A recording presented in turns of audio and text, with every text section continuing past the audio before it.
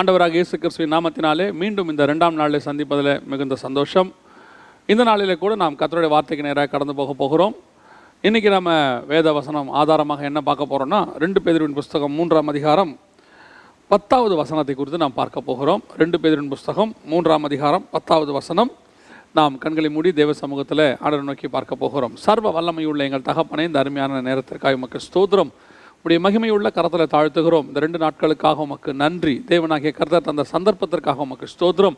ஆண்டவரே, வேத வாக்கியங்களை ஆராயும்படிக்கு நீர் பாராட்டின சந்தர்ப்பங்களுக்காக உமக்கு நன்றி. ஆண்டவரே, வெறும் ஆராய்ந்து பார்த்த அல்ல சுவாமி, அதை தியானித்து அதை நாங்கள் எங்கள் வாழ்க்கையில் அபியாசப்படுத்த கர்த்தர் எங்களுக்கு கிருபை பாராட்டுவீராக. மகிமையுள்ள கரத்தில் எங்களை தாழ்த்துகிறோம். நீர் பேசும், நீர் இடைபடுவீராக. எங்கள் ஆண்டவர் இயேசுவின் நாமத்தில் பிதாவே, ஆமென். 2 பேதுருவின் புஸ்தகம் 3ஆம் அதிகாரம் 10வது வசனம். கர்த்தருடைய நாள் இரவிலே திருடன் வருகிற விதமாய் வரும். அப்பொழுது வானங்கள் மடமடவென்று அகன்று போம், பூதங்கள் வெந்து உருகி போம், பூமியும் அதில் உள்ள கிரியைகளும் எரிந்து அழிந்து போகும். இது நியாயத்தீர்ப்பு நாளை குறித்து நாம் பார்க்கிறோம். வேதத்தில் மிக முக்கியமான சத்தியங்களில் ஒன்று நியாயத்தீர்ப்பு. இந்த நியாயத்தீர்ப்பு இல்லாமல் எந்த ஒரு சுவிசேஷம் முடியாது. உதாரணமாக சுவிசேஷம் நீங்கள் சொன்னாலும் இயேசுவை ஏற்றுக்கொள்ள வேண்டும், இயேசுவை ஏற்றுக்கொள்ளாவிட்டால் என்ன நடக்கும் அதையும் நம்ம சொல்லிட்டு தான் முடிக்கிறோம். அதற்கு பேர் தான் நியாயத்தீர்ப்பு. இன்றைக்கி கடைசி காலத்தில் நியாயத்தீர்ப்பை பற்றி பேசக்கூடாது, நியாயத்தீர்ப்பை பற்றி பிரசங்கம் பண்ணக்கூடாதுங்கிற அளவுக்கு பல ஊழியர்களும் சபைகளும் போய்விட்டது. காரணம் என்னென்னா, ஜனங்களை ஏன் பயமுறுத்துறீங்க அப்படின்னு. பரிசுத்த ஆவியானவர் குறித்து வேதம் சொல்லுகிறது. அவர் வரும்போது பாவத்தை குறித்தும் நீதியை குறித்தும் நியாயத்தீர்ப்பை குறித்தும் தான் பேசுகிறார். 3 காரியங்கள் உண்டு நியாயத்தீர்ப்பு. அதுலேயும் மிக முக்கியமாக நீங்கள் யோவான் ஸ்நானகனாக இருக்கட்டும், இயேசு கிறிஸ்துவாக இருக்கட்டும், அல்லது பவுலாக இருக்கட்டும், யார் வேணா இருக்கட்டும், நியாயத்தீர்ப்பை குறித்து பேசாமல் இருக்கவே மாட்டாங்க. முந்தையெல்லாம் ஒரு கன்வென்ஷன் நடக்குது அப்படின்னு சொன்னால் 3 நாள் கன்வென்ஷன், 3வது நாளில் வருகையை பற்றி தான் பேசுவாங்க. அதில் நியாயத்தீர்ப்பை குறித்து கண்டிப்பாக இருக்கும். பழைய பரிசுத்தவான்களுடைய பாடல்கள் நீங்கள் பார்த்தீங்கன்னு சொன்னால் எல்லா பாடல்களிலும் கடைசி அந்த ஸ்டான்ஸாக வந்து வருகையை பற்றியும் நியாயத்தீர்ப்பை குறித்தும் இருக்கும். எதுக்கு நான் இதெல்லாம் சொல்கிறேன்னா, இந்த நியாயத்தீர்ப்பு என்பது ஒரு அடிப்படையான உபதேசம். அந்த உபதேசம் சபைக்கு அவசியம். எல்லா உபதேசமும் அவசியம், அந்த மாதிரி நியாயத்தீர்ப்பும் அவசியம். நியாயத்தீர்ப்பு கண்டிப்பாக தேவை. அப்போ இந்த நியாயத்தீர்ப்பில் கடைசி காலத்தில் உலகம் எப்படி ஆகும், என்ன நடக்கப் போகிறது என்பதை குறித்து தான் நாம் இங்கே பார்க்கிறோம். இதில் 2 பேதுரு புஸ்தகம் 3ஆம் அதிகாரம் 10ஆம் வசனத்திலும் 12வது வசனத்திலையும் கர்த்தருடைய நாள், தேவனுடைய நாள் அப்படின்னு இருக்குது. இந்த 2த்துக்கும் நிறைய வித்தியாசம் இருக்கிறது, கர்த்தருடைய நாளுக்கும் தேவனுடைய நாளுக்கும். நாம் இன்றைக்கி பார்க்க போகிறது கர்த்தருடைய நாளை குறித்து பார்க்க போகிறோம். இந்த கர்த்தருடைய நாளை குறித்து பார்க்கும்பொழுது, கர்த்தருடைய நாள் இரவிலே திருடன் வருகிற விதமாய் வரும். அப்பொழுது வானங்கள் மடமடவென்று அகன்று போம், பூதங்கள் வெந்து உருகி போம், பூமியும் அதில் உள்ள கிரியைகளும் எரிந்து அழிந்து போகும் என்று வேதம் சொல்லுகிறது. இந்த 2 பேதுருவின் புஸ்தகம் 3ஆம் அதிகாரம் 10ஆம் வசனத்தில் சொல்லப்பட்டிருக்கிறது. எதை குறித்து சொல்லப்பட்டிருக்கிறது, கர்த்தருடைய நாள் எதை பற்றி அப்படின்னு சொல்லி நீங்கள் பார்த்தீங்கன்னு சொன்னால், இயேசு கிறிஸ்துவினுடைய பகிரங்க வருகை நடக்கும்போது இந்த பூமியானது மிகப்பெரிய அழிவை ஒன்றை சந்திக்கும். எப்படி நோவா காலத்தில் நடந்துச்சோ அதே மாதிரி நடக்கும். நடந்து முடிஞ்ச பிறகு தான் நோவா மீண்டும் இந்த பூமிக்குள்ளே வந்து அவர் தன் பிள்ளைகளை கொண்டு மீண்டுமாக இந்த பூமியை நிரப்பினது போல இயேசு கிறிஸ்துவின் 1000 வருஷ அரசாட்சி நடக்கும். இதுக்கு ஒத்த வசனம் என்னன்னு கேட்டிங்கன்னா, மத்தேயு சுவிசேஷம் 24ஆம் அதிகாரம் 37வது வசனத்தில் நோவாவின் காலத்தில் எப்படி நடந்ததோ அப்படியே மனுஷகுமாரன் வரும் காலத்திலும் நடக்கும் அப்படின்னு இருக்கு. எனக்கு இந்த வசனங்களை பார்க்கும்போது நோவாவின் காலம் என்பது ஒரு மேப் மாதிரி. அதாவது முதல் 11 அதிகாரம் ரொம்ப முக்கியம். ஆதியாகமத்தின் புஸ்தகம் முதல் 10 அதிகாரம் என்பது மிக முக்கியமான புஸ்தகம். இந்த 10-11 அதிகாரத்தினுடைய மிச்சம் எல்லாமே மேப்பாக இருக்கும். இதை நீங்கள் தியானிக்கணும். இதை தியானித்தா ரெஸ்ட் ஆஃப் பைபிள் வந்து உங்களுக்கு நிறைய விஷயங்கள் கிடைக்கும். இது ஒரு வகையான தியானம். இதில் நீங்கள் பார்த்தீங்கன்னு சொன்னால், நோவா காலத்தில் அப்படியே நம்முடைய காலத்துக்கான எல்லா விதமான ஹிண்ட்டும் இருக்கும், அதில் மறைபொருள் இருக்கும். நீங்கள் அதை தியானிக்க முடியும். இயேசு சொன்ன மாதிரியே நோவா காலத்துக்குள்ளே அத்தனையும் இருக்கும். குறிப்பாக நான் சில காரியங்களை மாத்திரம் உங்களுக்கு சொல்ல நான் பிரயாசப்படுகிறேன். இப்போ எப்படின்னு கேட்டிங்கன்னா, நோவாவுக்கு முன்னறிவிக்கப்பட்டது உலகம் அழிய போகுது அப்படின்னு சொல்லி. நோவாவுக்கு பேழையை கட்டுறதுக்கு ஒரு கட்டளையும் கொடுக்கப்பட்டது. அதே மாதிரி நமக்கும் முன்னறிவிக்கப்பட்டிருக்கிறது இந்த உலகம் அழிய போகிறது என்று சொல்லி. அதற்கு பிறகு நமக்கும் டாஸ்க் கொடுக்கப்பட்டிருக்கிறது சபையை கட்டி எழுப்புவதாக. அதற்கு பிறகு நோவா பேழைக்குள்ளே போன பிறகு 7 நாள் கழித்து ஜலப்பிரளயம் வந்ததாக வேதம் சொல்லுகிறது. ஆதியாகமத்தின் புஸ்தகம் 7ஆம் அதிகாரம் 7ஆம் வசனத்தையும் 10ஆம் வசனத்தை நீங்கள் வாசிச்சிங்கன்னா, நோவா பேழைக்குள்ளே போன பிறகு 7 நாள் கழித்து ஜலப்பிரளயம் வந்ததாக சொல்லப்படுது. அதே மாதிரி சபை மத்திய ஆகாயத்திற்கு எடுத்துக்கொள்ளப்பட்டு 7 வருஷம் கழித்து இந்த பூமியில் மிகப்பெரிய அழிவு வரும். அதுதான் நம்ம சொல்கிறோம், பகிரங்க வருகையின் போது இந்த அழிவு நடக்கும். அப்போது இந்த ஜலப்பிரளயத்தில் நடுவில் நடக்கிற சம்பவங்கள் அத்தனையுமே நோவா காலத்தில் இருக்கும். இதில் வரக்கூடிய அத்தனை காரியங்களும் நோவா காலத்தில் இருக்கும், எல்லாமே சொல்லப்பட்டிருக்கிறது. இப்போ நாம் என்ன பார்க்க போகிறோம் அப்படின்னு சொன்னால், இந்த நோவா காலத்தில் இந்த ஜலப்பிரளயத்தில் உலகம் அழிஞ்சது இல்லையா, அதுக்கு ஒத்த அப்படியே இப்போ திருப்பியும் ஒரு அழிவு வரப்போகுது. ஆனால் ஜலப்பிரளயத்தினால் வந்த அழிவு அல்ல. ஏன்னா ஆண்டவர் தெளிவாக சொல்லிட்டாரு, இனி நான் ஜலத்தினால் உலகத்தை அழிக்க மாட்டேன் அப்படின்னு சொல்லிட்டார். இப்போ வரப்போகிற அழிவு எதை பேஸ் பண்ணியிருக்கு அப்படின்னு கேட்டால் அக்கினியை பேஸ் பண்ணியிருக்கு. அதனால தான் யோவான் சொல்லும் பொழுது நல்ல கனி கொடாத மரங்கள்லாம் வெட்டுண்டு அக்கினியில் போடப்படும் அப்படின்னு இருக்கு. வேதமும் சொல்லுது பூமியானது அக்கினிக்கு இரையாய் வைக்கப்பட்டிருக்கிறது அப்படின்னு சொல்லுது. இயேசு கிறிஸ்து சொல்றாரு, நான் அக்கினியை போடவே வந்தேன் அப்படின்னு சொல்றாரு. இந்த பூமி வந்து திருப்பி அடுத்த அழிவு, 2 அழிவு, ஒன்று தண்ணி, இன்னொன்று அக்கினி. நான் எப்போ ஒன்று விசுவாசிப்பேன், இந்த ஞானசானம் 2 வகையான ஞானசானம், ஒன்று தண்ணிக்குள்ளே மூழ்கி எடுக்கிறது, இன்னொன்று வந்து பரிசுத்தாவின் அக்கினிக்குள்ளே மூழ்கி எடுக்கிறது. அதே மாதிரி தண்ணினாலும் ஒரு அழிவு இருக்கிறது, அக்கினினாலும் ஒரு அழிவு இருக்கிறது. இதுதான் உங்களுக்கு பார்த்தீங்கன்னா மேகஸ்தம்பம் அக்கினி ஸ்தம்பமாக வருகிறது. இதுக்கு இந்த 3த்துக்குள்ளேயுமே ஒரு ஆவிக்குரிய கனெக்ஷன் இருக்கிறது. இப்போ நம்ம அதெல்லாம் பார்க்கல. நான் சொல்ல வர்றது, அந்த அளவுக்கு அக்கினியானது ஏற்கனவே முன்குறிக்கப்பட்டது. இந்த உலகத்தினுடைய முடிவுக்கு அக்கினியானது ஏற்கனவே முன்குறிக்கப்பட்டது. இப்போ நோவா காலத்தில் என்ன வசனம் சொல்லுது, எப்படி உலகம் அழிஞ்சிச்சு அப்படின்னு சொல்லி பார்த்தீங்கன்னு சொன்னால் 7ஆம் அதிகாரம் ஆதியாகமத்தின் புஸ்தகம் 11வது வசனத்தில் உலகம் எப்படி அழிஞ்சிச்சு அப்படின்னு இருக்கு. அதே மாதிரி 2 பேதுருவின் புஸ்தகம் 3ஆம் அதிகாரம் 10ஆம் வசனத்திலையும் உலகத்தின் அழிவை குறித்து சொல்லப்பட்டிருக்கு. இதுக்கும் அதுக்கும் நிறைய ஒத்துமை இருக்குது. முதல்ல நான் உங்களுக்கு உலகம்னா என்ன அப்படிங்கிறத நான் சொல்லிவிட்டு அதற்கு பிறகு நான் உங்களுக்கு இந்த அழிவை குறித்து நியாயத்தீர்ப்பை குறித்து நான் உங்களோடு கூட பேச விரும்புகிறேன். உலகம் என்றால் என்ன? இன்றைக்கி நிறைய பேருக்கு அந்த டிஃபரன்ஸ் தெரிய மாட்டேங்குது. உலகம் அழிய போகுது, உலகம் அழிய போகுது அப்படின்னா என்னங்க அப்படின்னு கேட்டால், உங்களுக்கு ஒரு உதாரணமாக 2012 டிசம்பர் மாதம் 21ஆம் தேதி உலகம் அழிய போகுது அப்படின்னு சொன்னாங்க. நம்ம எல்லோரும் கேள்விப்பட்டோம், மிகப்பெரியதான் அழிவு வரப்போகுதுன்னு சொல்லி மிகப்பெரிய அளவில் பேசப்பட்டது. ஆனால் நடந்தது என்ன? உலகம் அழியலை. அப்போது உலகம் அழிய போகுது அப்படிங்கிறதுக்கு அவங்க சொன்னதான வழிகள் என்ன அதில் அப்படின்னு பார்த்தீங்கன்னு சொன்னால், ஒரு நிபுருன்னு கிரகம் வந்து மோத போகுது, அப்போ பூமியும் நார்த் போலும் சவுத் போலும் திரும்ப போகுது, இப்போ இந்த பூமி இந்த உருண்டையானது அத்தோடு இல்லாமல் போக போகுது, இப்படி நிறையா சொன்னாங்க. இப்போ பூமியும் உலகமும் ஒன்று தானா? பூமி வேறு, உலகம் வேறு. அதான் ரொம்ப முக்கியம். அந்த டிஃபரன்ஸ் நமக்கு தெரியணும். இந்த difference between the earth and the world, இந்த 2 டிஃபரன்ஸும் தெரிஞ்சாதான் நமக்கு உலக அழிவுனா என்னன்னு தெரியும். இந்த உலக அழிவை பூமியின் அழிவோடு கூட அவங்க கம்பேர் பண்ணிக்கொள்கிறாங்க அல்லது கன்ஃபியூஸ் பண்ணிக்கொள்கிறாங்க. அதனுடைய பிரச்சனை தான். பூமினா என்ன அப்படின்னா இந்த உருண்டை. ஆதியாகமத்தின் புஸ்தகம் 1ஆம் அதிகாரம் 10-11 வசனங்களில் வாசிக்கும் போது, தண்ணீரெல்லாம் ஒரு இடத்தில் சேர கடவுது, வெட்டாந்தரை உண்டாக கடவுது, ஆண்டவர் அந்த வெட்டாந்தரைக்கு பூமி என்று பெயரிட்டார். இந்த உருண்டை குளோப் நம்ம பார்க்குறோமே, அதுக்கு பேர் தான் பூமி. அப்போ உலகம்னா என்ன? இந்த பூமியில் கர்த்தர் என்ன பண்ணுறாரு? சிருஷ்டிப்புகளை உண்டு பண்ணுறாரு. 3வது நாளில் மரம் செடி கொடிகளை உண்டாக்குறாரு, 5வது நாளில் சமுத்திரத்தில் மீன்கள் பறவைகளை உண்டாக்குறாரு, 6வது நாளில் மனுஷன் மிருகங்கள் எல்லாத்தையும் உண்டாக்குறாரு. இந்த சிருஷ்டிப்புகள் இருக்குது இல்லையா, இதற்கு பேர் தான் உலகம். இப்போ நோவா காலத்தில் நடைபெற்ற மாதிரியே மனுஷகுமார காலத்தில் நடக்கும் அப்படின்னா என்னங்க? நோவா காலத்தில் என்ன நடந்துச்சு அப்படின்னு சொல்லி நீங்கள் பார்த்தீங்கன்னு சொன்னால், உலகம் அழிஞ்சிச்சா பூமி அழிஞ்சிச்சா அப்படின்னு பார்த்தா உலகம் தான் அழிஞ்சிச்சு, பூமி அழியலை. ஏன்னு சொன்னால் இந்த பூமி சுற்றிக்கிட்டே தான் இருந்துச்சு, இரவும் பகலும் 40 நாள் மழை பெஞ்சிக்கிட்டே தான் இருந்துச்சு.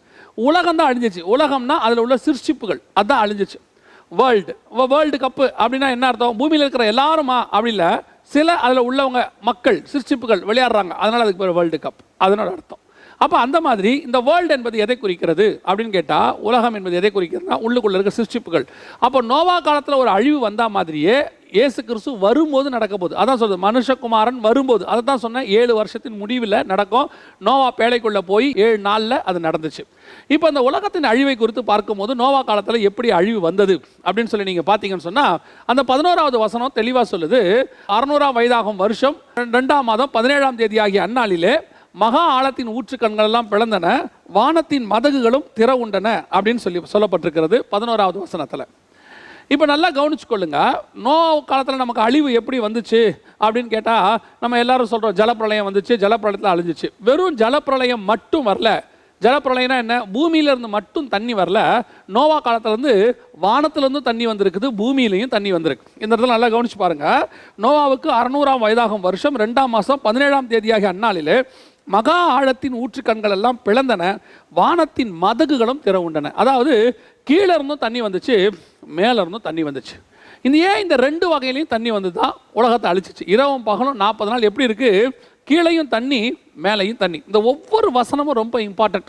ஃபஸ்ட்டு நல்லா கவனிச்சு பாருங்கள். ஃபஸ்ட்டு கீழே இருந்தால் தண்ணி வந்திருக்கு. இந்த கீழே இருந்து முதல்ல தண்ணி வந்ததுக்கு நிறையா காரணங்கள் இருக்குது. அதனால தான் ஆண்டவர் ஃபஸ்ட்டு கீழே மகா ஆழத்தின் ஊற்றுக்கண்கள்லாம் பிளந்தன. 1918 வரைக்கும் சில காரியங்கள் எல்லாம் உலகத்தில் இல்லை, நடக்கலை அப்படின்னு சொல்லிக்கிட்டே இருந்தாங்க. என்ன காரியங்கள் அப்படிலாம் சொல்லி நீங்கள் பார்த்தீங்கன்னு சொன்னால், நோவாவுடைய ஜலப்பிரளயம் சம்பவம் வந்து ஒரு நம்ப முடியாத ஒரு சம்பவம், அது நடக்கலை, அது ஒரு கதை அப்படின்னு சொல்லிக்கிட்டே இருந்தாங்க. எதனால் அப்படின்னு கேட்டால், நோவாவுடைய பேழை வந்து ஒரு அன்சைஸ், அதாவது 300 முழ நீளம், 50 முழ உயரம், 30 முழ அகலம். இப்படி இருக்கக்கூடியதான ஒரு சைஸில் ஒரு பேழையை பண்ணிங்கன்னா அது என்ன ஆகும்னு கேட்டிங்கன்னு சொன்னால் தண்ணியில் மிதக்கிறது கஷ்டம், ரொம்ப பெருசு. நீங்கள் பாருங்கள், 300 முழ நீளம், 30 முழ அகலம், 50 முழ, ஒரு டால் பாய் சைஸ். இது வந்து ஒரு வித்தியாசமான பெக்குலியரானது. முழம்னா நமக்கு ஒரு 1.5 அடி வரும் நம்ம கணக்குக்கு, அந்த நோவா காலத்து கணக்கு என்ன நமக்கு தெரியாது. இது வந்து இப்படி ஒரு சைஸ். இந்த சைஸில் தண்ணியில் பேழையை விட்டால் மிதக்குமா, அதான் கேள்வி. மிதக்க வாய்ப்பு இருக்கிறதா அப்படின்னு சொல்லி அவங்க என்ன பண்ணாங்க, நோவா பேழைக்குள்ளே எவ்வளோ வெயிட் இருந்திருக்கும். இப்போ உதாரணமாக 10,000க்கும் மேற்பட்டதான உயிரினங்கள் நோவாவுடைய பேழைக்குள்ளே இருந்திருக்கு. ஏன்னு சொன்னால் இப்போ அவ்வளோத்துக்கும் மேற்பட்ட உயிரினங்கள் இப்போ இருக்குது. அதனால் அவங்க என்ன சொல்கிறாங்கன்னா, இதெல்லாம் அப்பத்துக்கு வந்திருந்ததுன்னா ஒரு 10,000க்கும் மேற்பட்டதான உயிரினங்கள், அதுலேயும் ஜோடு ஜோடாக இருந்திருக்கணும். சுத்தமானவைகளில் 7 ஜோடு, சுத்தம் இல்லாதவைகளில் 1 ஜோடு. ஸோ கணக்குப்படி பார்த்தா இவ்வளோ உள்ளே இருந்திருக்கணும். இது பத்தாதுக்குன்னா எல்லாத்துக்கும் சாப்பாடு, நோவாவுடைய ஃபேமிலி இவ்வளோ உள்ளே இருந்திருக்குது. இவ்வளோ வெயிட்டோட ஒரு பேழை இந்த சைஸில் மிதக்குமா அப்படின்னு சொல்லிட்டு இவங்க என்ன பண்ணாங்க, பலர் இது மாதிரி ஒரு பேழையை செஞ்சு ட்ரை பண்ணி அதில் பாதி அளவு செஞ்சு 3/4 அளவு செஞ்சுலாம் விட்டால் அதுலேயே தண்ணியில் வந்து விழுந்து போகுது. ஸோ நோவாவுடைய ஜலப்பிரளயம், அந்த சம்பவங்களும் அந்த பேழை காரியங்களும் பொய், அது வந்து வாய்ப்பில்லை அப்படின்னு சொல்லிட்டாங்க. ரொம்ப காலம் இது நடைபெற்று கொண்டே இருந்தது. ஏன் அப்படின்னு சொல்லி பார்த்தீங்கன்னு சொன்னால், இவர்கள் பேழையை செய்து இப்போ கூட நீங்கள் கப்பலை தண்ணியில் விடுற அந்த ஸ்டைலை நீங்கள் பார்த்தீங்கன்னு சொன்னால், அந்த வீடியோக்களில் பார்த்தீங்கன்னு சொன்னால் அப்படியே கப்பலை கொண்டு போய் தண்ணியில் அப்படி தள்ளுவாங்க. அப்படி தள்ளினோன்னா அது ஆடி ஆடி ஆடி அந்த தண்ணிக்கு ஏற்ற மாதிரி என்ன செய்யணும்னா அப்படி ஷேப்பாக நிற்கும். இவங்களும் என்ன பண்ணாங்கன்னா அதே மாதிரி தான் இவ்வளோ வெயிட்டில் செஞ்சு விட்டால் அது போய் கவுந்துருது. அப்போது இவங்க என்ன சொல்லிட்டாங்க, அப்படி ஒரு வாய்ப்பே இல்லை அப்படின்னு சொல்லிட்டாங்க. அப்புறம் 1914 18 தான் அது அந்த மாதிரி சைஸ்லலாம் கப்பல் செய்ய ஆரம்பித்தாங்க. இப்போ அதை விட பெரிய சைஸ்லலாம் இருக்குது. இப்போ என்ன ஆச்சு, அந்த சைஸில் என்ன பண்ணலாம் அப்படின்னு சொல்லிட்டு ஆராய்ச்சி பண்ணும்போது, அப்போ தான் ஒரு மனுஷனுக்கு இந்த வேதத்தை படிக்கும்போது ஒரு காரியம் ஸ்பார்க் ஆச்சு. என்ன ஸ்பார்க் ஆச்சு அப்படின்னு கேட்டிங்கன்னு சொன்னால், இவங்க எல்லாம் அந்த வெயிட்டில் அந்த சைஸில் கப்பலை செஞ்சு தண்ணியில் தள்ளினா அது விழுந்துருது. ஆனால் பைபிளில் அந்த சைஸில் பேழையை செஞ்சு தண்ணியில் கொண்டு போய் ஆண்டவர் விட்டாருன்னு இல்லை, அது அப்படியே ஆப்போசிட்டாக இருக்குது. பேழையை செஞ்சுட்டு கர்த்தர் தண்ணியை விட்டார்னு இருக்கு. மகா ஆழத்தின் ஊற்றுக்கண்கள் பிளந்தன. பேழை அங்கேயே தான் இருந்துச்சு, தண்ணி பேலன்ஸ் பண்ணி தூக்கிட்டு போகுது. இவங்க என்ன பண்ணாங்கன்னா செஞ்சு தண்ணியில் தள்ளினாங்க. ஆண்டவர் நீ செய், நான் தண்ணியை தள்ளுறேன்னு சொல்லி ஆண்டவர் மகா ஆழத்தின் ஊற்றுக்கண்களை ஃபஸ்ட்டு பிளக்கிறாரு. அந்த மகா ஆழத்தின் ஊற்றுக்கண்கள் பிளக்கும் போது தான் அந்த பேழை பேலன்ஸாக மேலே போகுது. இதை கண்டுபிடிச்ச பிறகு தான் அவர்கள் அதற்கு பிறகு இந்த மாதிரி கப்பல்கள் செய்யறது. இப்போ அதை விட பெருசாலாம் இருக்குது. எதுக்கு சொல்கிறேன், வேதத்தில் ஆண்டவர் 4000 5000 வருஷத்துக்கு முன்பதாக செய்யப்பட்ட ஒரு டிசைனை திருப்பி செய்யறதுக்கு நமக்கு 5000 வருஷம் ஆயிருக்கு. ஏன்னு சொன்னால் அந்த அளவுக்கு அட்வான்ஸ் நம்முடைய ஆண்டவர் 5500 வருஷத்துக்கு அட்வான்ஸாக செஞ்சு வச்சிருக்கிறார். இப்போ இந்த மாதிரி நிறையா இருக்குது பைபிளில். இப்போ எதுக்கு இதை சொல்ல வரேன்னா, தண்ணி 2 பக்கமும் வந்திருக்கு, கீழே இருந்தும் வந்திருக்கு, மேலே இருந்தும் வந்திருக்குது. இதுக்கு காரணமும் இருக்குது. கீழையும் தண்ணி பேழையை தூக்கிட்டு அப்படி மேலே போகும்போது மேலே இருந்தும் தண்ணி என்ன செய்ய ஆரம்பிக்குது, வர ஆரம்பிக்குது. இந்த கீழ் தண்ணியும் மேல் தண்ணியும் சேர்ந்து பேலன்ஸ் பண்ணி பேழையை மேலே கொண்டு போது தண்ணிக்கு மேலே மேலே பிதக்க ஆரம்பிக்கிறது. இது நோவா காலத்தில் நடைபெற்ற சம்பவம். இப்போ அது என்ன ஆக போகுது அப்படின்னு பார்த்தீங்கன்னு சொன்னால், இப்போ தண்ணிக்கு பதிலாக நெருப்பு வரப்போகுது. எப்படி கீழே இருந்தும் நெருப்பு வரணும், மேலே இருந்தும் நெருப்பு வரணும். அதை தான் நம்ம வாசிக்கிறோம். 2 பேதுருவின் புஸ்தகம் 3ஆம் அதிகாரம் 10வது வசனத்தில், கர்த்தருடைய நாள் இரவிலே திருடன் வருகிற விதமாய் வரும். அப்படி வருகிற போது எப்படி நெருப்பு வரும்னு பார்த்தீங்கன்னா, வானங்கள் மடமடவென்று அகன்று போம், பூதங்கள் வெந்து உருகி போம், பூமியும் அதில் உள்ள கிரியைகளும் எரிந்து அழிந்து போகும். வானம், பூதங்கள், பஞ்சபூதங்கள் நம்ம சொல்லுவோம், 5 சொல்லுவோம், அதில் வானமும் சேர்த்து. வானம் வெந்து உருகி போகும், பூமியும் அதில் உள்ள கிரியைகளும் எரிந்து அழிந்து போகும். அப்படின்னா என்ன அர்த்தம், மேலையும் நெருப்பு கீழையும் நெருப்பு. இப்போ நோவா காலத்தில் மேலையும் தண்ணி கீழையும் தண்ணி. இப்போ தண்ணிக்கு பதிலாக நெருப்பு வரப்போது. நோவா காலத்தில் நடைபெற்ற மாதிரியே மனுஷகுமாரன் வரும்போதும் நடக்கும். ஆனால் இப்போ ஒரு சின்ன சேஞ்ச் இதில் இருக்குது பாருங்கள். இந்த வசனத்தில் ஒரு சேஞ்ச் இருக்குது. என்ன சேஞ்ச் இருக்குது அப்படின்னு பார்த்தீங்கன்னா, அங்கே ஃபஸ்ட்டு கீழேருந்து தண்ணி, அப்புறம் மேலேருந்து தண்ணி. இங்கே ஃபஸ்ட்டு மேலேருந்து நெருப்பு, அதுக்கப்புறம் தான் கீழேருந்து நெருப்பு. இந்த இடத்துல வசனத்தை நல்லா வாசிச்சு பாருங்க. வானங்கம் மடமடவென்று அகன்று போம், பூதங்கள் வெந்து உருகி போம், பூமியும் அதில் உள்ள கிரியைகளும் எரிந்து அழிந்து போகும். அதுக்கப்புறம் தான் நெருப்பு. இப்போ ஃபஸ்ட்டு மேலேருந்து நெருப்பு, திருப்பி கீழேருந்து நெருப்பு. இப்போ மேலேருந்து நெருப்பு வருவதற்கு காரணம் இருக்குது. ஏன் ஃபஸ்ட்டு மேலே வரப்போகுது, ஏன் அதுக்கப்புறம் கீழேருந்து வரப்போகுது, இந்த உலக அழிவானது எப்போ நடக்க போகுது அப்படிங்கிறத பார்த்துட்டு தான் நம்ம இந்த 2ஆம் நாள் கூட்டத்தை ஜெபம் பண்ணி முடிக்க போகிறோம். இப்போ மேலேருந்து நெருப்பு வரப்போகுது அப்படின்னு சொல்லி நம்ம பார்க்குறோமே, இந்த மேலேருந்து வரக்கூடியதான நெருப்பு ஏன் ஃபஸ்ட்டு மேலேருந்து வருது அப்படிங்கிறத பார்க்குறதுக்கு முன்னாடி மேலேருந்து நெருப்பு வருவதுக்கு என்ன வாய்ப்பு இருக்கிறது அப்படின்னு சொல்லி இப்போ நம்ம பார்க்க போகிறோம். ஒரு 25 வருஷத்துக்கு முன்பாக ஒரு மிகப்பெரியதான ஒரு விஞ்ஞானிகள் மாநாடு பிரான்ஸ் தேசத்தில் நடைபெற்றது. அப்போது நம்முடைய இந்தியாவின் சார்பில் இருந்து கூட ஐயா திரு அப்துல் கலாம் ஐயா அவர்கள் கலந்து கொண்டார்கள். அதில் கலந்து கொண்டு அதனுடைய மாநாட்டினுடைய சிறப்பை குறித்து அவர்கள் இங்கே வந்து பேசினாங்க. அந்த மாநாட்டினுடைய விளைவாகத்தான் என்ன பண்ணாங்கன்னு சொன்னால், பூமிக்கடியில் நெருப்பை மோத விட்டு ஒரு ஆராய்ச்சியை மேற்கொண்டார்கள். என்ன ஆராய்ச்சி? பிக் பேங் தியரி, பெருவெடிப்பு கொள்கைன்னு சொல்லுவாங்க. நெருப்பு கோலம் வெடிச்சு, அதாவது சூரியனுக்குள்ளே ஏற்பட்டதான ஒரு வெடிப்பு, அதிலிருந்து வந்ததான ஒரு நெருப்பு துளி, அந்த நெருப்பு துளி தான் இந்த பூமி. இந்த மாதிரி நிறைய நெருப்பு துளிகள் தான் கிரகங்களாக இருக்கிறது, பிளானட்ஸாக இருக்கிறது. அப்புறமா லட்ச வருஷங்கள் கோடி வருஷங்களுக்கு பிறகு இந்த பூமிக்கு மேலே மேகங்கள் உருவாக ஆரம்பித்து மழை பெய்ய ஆரம்பித்து அந்த மழை தண்ணீர் மேலே வரும்போது மேலே கூலாகவும் கீழே உள்ளுக்குள்ளே சூடாகவும் மாறியது. அப்புறம் இந்த ரெண்டு ஆப்போசிட் காம்பனண்ட், அதாவது சூடும் இந்த குளிரும் சேரும் போது அதிலிருந்து சில உயிரினங்கள் உருவானது. அந்த ஒரு முதல் உருவான உயிரினம் தான் அமீபா. அந்த அமீபாக்கு அப்புறம் நிறைய உயிரினங்கள், அதிலிருந்து லட்ச வருஷங்கள் பல லட்ச வருஷங்கள், அதுதான் நம்ம சொல்கிறோம் பரிணாம வளர்ச்சி. அதாவது மிருகங்கள் உண்டாச்சு, அதாவது ஃபஸ்ட்டு, அதுக்கப்புறம் அமீபா உண்டாச்சு, அதுலேருந்து லிசர்டு மாதிரி காரியங்கள், ஃப்ராகு லிசர்டு எல்லாம் உண்டாச்சு. அதற்கு பிறகு பறக்கக்கூடிய செல்ஸோட அந்த மீன்கள் உருவாச்சு. அந்த மீன்கள், பறக்கிற மீன்கள்லேருந்து பறவை உண்டாக்குறது. அந்த பறவைகள் பெருசு பெருசாக மாற மாற நடக்க ஆரம்பிச்சிச்சு. அதுலேருந்து மிருகம், மிருகத்தில் குரங்கு, குரங்கில் மனுஷ குரங்கு, மனுஷ குரங்குலேருந்து மனுஷன். இதுதான் வந்து எவால்வேஷன் தியரி. நான் உங்களுக்கு ரொம்ப ஷார்ட்டாக சொல்கிறேன். இதுதான் எவால்வேஷனுடைய தியரி. இப்படி உருவானதாகத்தான் நமக்கு சொல்லிக் கொடுக்கப்பட்டிருக்கிறது. நம்ம ஸ்கூலில் கூட பாடங்கள்லாம் இப்படி தான் சொல்லிக் கொடுத்துருக்காங்க. ஒரு குரங்கு நிமிர்ந்து மனுஷனை நிற்கிற வரைக்கும் இருக்கிறத நீங்கள் எல்லாம் படங்கள்லாம் பார்த்துருப்பீங்க. இது பிக் பேங் தியரி. இது வந்து அகைன்ஸ்ட் டு பைபிள். சரிங்களா? ஏன்னு சொன்னால், சூரியன்லேருந்து பூமி உண்டாகவில்லை. பூமி உண்டான பிறகுதான் சூரியன் உண்டானது. வேதம் சொல்லுகிறது தேவன் மனுஷனை படைத்தார். அதான் ரொம்ப இம்பார்ட்டன்ட். தேவன் தான் மனுஷனை படைத்தார். மனுஷன் வந்து பரிணாம வளர்ச்சி அல்ல. எதற்காக இந்த ஆராய்ச்சிகள் மேற்கொள்ளப்பட்டது அப்படின்னு சொல்லி நீங்கள் பார்த்தீங்கன்னு சொன்னால், மீண்டுமாக எப்படி அந்த சூரியன் வெடித்த போது என்ன ஃபோர்ஸில் வெடிச்சிருக்குமோ அதே ஃபோர்ஸில் சுவிட்சர்லாண்டுக்கு அடியில் அவங்க ஒரு மிகப்பெரிய அளவில் எத்தனையோ கிலோமீட்டருக்கு அவர்கள் அண்டர் கிரவுண்டில் தோண்டி அந்த நெருப்பை மோத விட்டாங்க. மோத விட்டு அந்த நெருப்புகள் மோது அதிலிருந்து உருவாகக்கூடிய உயிரினங்கள் ஏதாவது இருக்குதா அப்படின்னு பார்க்கலான்னு சொல்லி அவங்க செஞ்சாங்க. அப்போ கூட ஐயா திரு அப்துல் கலாம் வந்து சொன்னாங்க, இது ஒரு மிக முக்கியமான ஒரு ஆராய்ச்சி, மனித குலத்திற்கே ஒரு மிகப்பெரிய ரிசல்ட்டை கொடுக்கக்கூடிய ஆராய்ச்சியாக இருக்கும் அப்படின்லாம் சொன்னாங்க. பட் இன்ன வரைக்கும் அதுலேருந்து என்ன ரிசல்ட் நமக்கு வரல. அதுலேருந்து எதுவுமே கண்டுபிடிச்சாங்களா கண்டுபிடிக்கலையா நமக்கு தெரியாது. ஆனால் நாம் விசுவாசிக்கிறோம் அதுதான் உண்மையும் கூட. தேவன் பூமியை உண்டாக்கினார், வார்த்தையினாலே உண்டாக்கினார். அதே மாநாட்டில் இன்னொரு காரியமும் பேசப்பட்டது. என்ன பேசப்பட்டாங்க அப்படின்னு கேட்டிங்கன்னு சொன்னால், ஜப்பான் தேசத்தினுடைய அந்த சயின்டிஸ்ட் பேர் மிகை காக்கோ அப்படின்னு பேர்.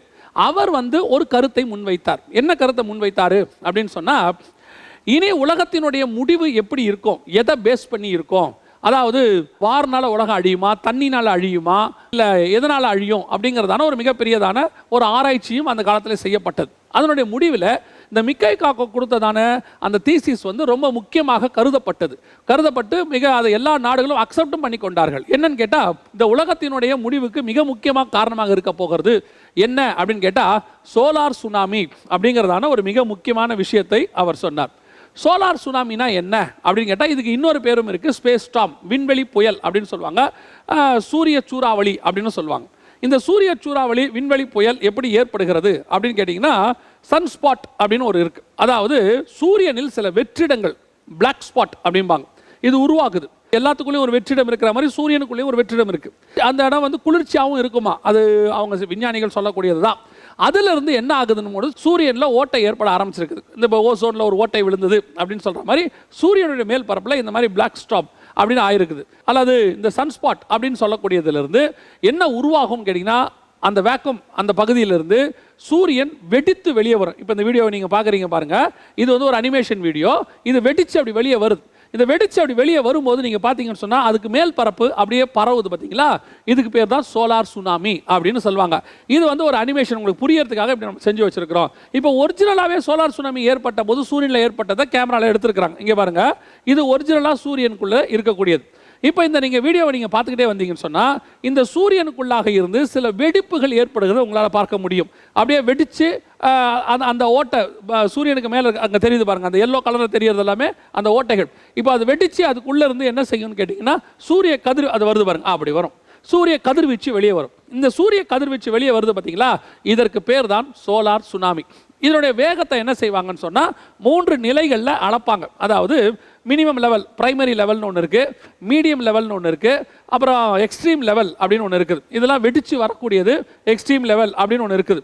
இந்த 3 லெவலையும் நீங்கள் பார்த்தீங்கன்னு சொன்னால் ஒவ்வொன்றுத்துக்கும் 9 ஸ்டேஜ் இருக்குது. அந்த பிரைமரி லெவலுக்கு ஒரு 9 ஸ்டேஜ் இருக்குது, அந்த மீடியம் லெவலுக்கு ஒரு 9 ஸ்டேஜ் இருக்குது, அதற்கு பிறகு எக்ஸ்ட்ரீம் லெவலுக்கு 9 ஸ்டேஜ் இருக்குது. அதுலேயும் இந்த X3 X4 தாண்டும் போது மிகப்பெரிய அளவில் பாதிப்புகளை ஏற்படுத்தும் என்பது தான் இன்னைக்கு வரைக்கும் நமக்கு விஞ்ஞானிகள் கொடுத்துருக்கிறதான ரிப்போர்ட். இது வரைக்கும் நமக்கு நமக்கு இதுக்கு முன்னாடி வந்ததான ரிப்போர்ட்டுக்கான ப்ரூஃப் இது வரைக்கும் என்ன வந்திருக்கு அப்படின்னு பார்த்தீங்கன்னா, X3 லெவல் ஃப்ளேக்ஸ் இது வரைக்கும் நமக்கு கிராஸ் ஆகிருக்குது. இது நமக்கு பேப்பரில் வந்ததான செய்தி, NBC நியூஸ் அப்படிங்கிறதுல கொடுத்ததான செய்தி. X3 லெவல் இது கிராஸ் ஆகிருக்குது. இந்த சோலார் சுனாமினால் ஏற்படக்கூடிய பாதிப்புகள் என்ன அப்படின்னு கேட்டிங்கன்னு சொன்னால் 3 விதமான பாதிப்புகள் மிக முக்கியமாக இருக்கும். என்னென்ன 3 விதமான பாதிப்புகள் அப்படின்னு சொல்லி நீங்கள் பார்த்தீங்கன்னு சொன்னால், முதலாவது பாதிப்பு, இந்த சோலார் சுனாமி அப்படி கிராஸ் ஆகி வரும்போது என்ன நடக்கும் அப்படின்னு கேட்டிங்கன்னு சொன்னால், நம்முடைய செயற்கைக்கோள்கள் மிகப்பெரிய அளவில் பாதிக்கப்படும். என்னென்னா, நம்ம செயற்கைக்கோள்கள் பூமியின் காந்தபுலத்தை நம்பி தான் சுற்றிக்கிட்டு இருக்குது. இந்த சோலார் சுனாமி பூமியின் காந்தபுலத்தை மிகப்பெரிய அளவில் பாதிக்கும்.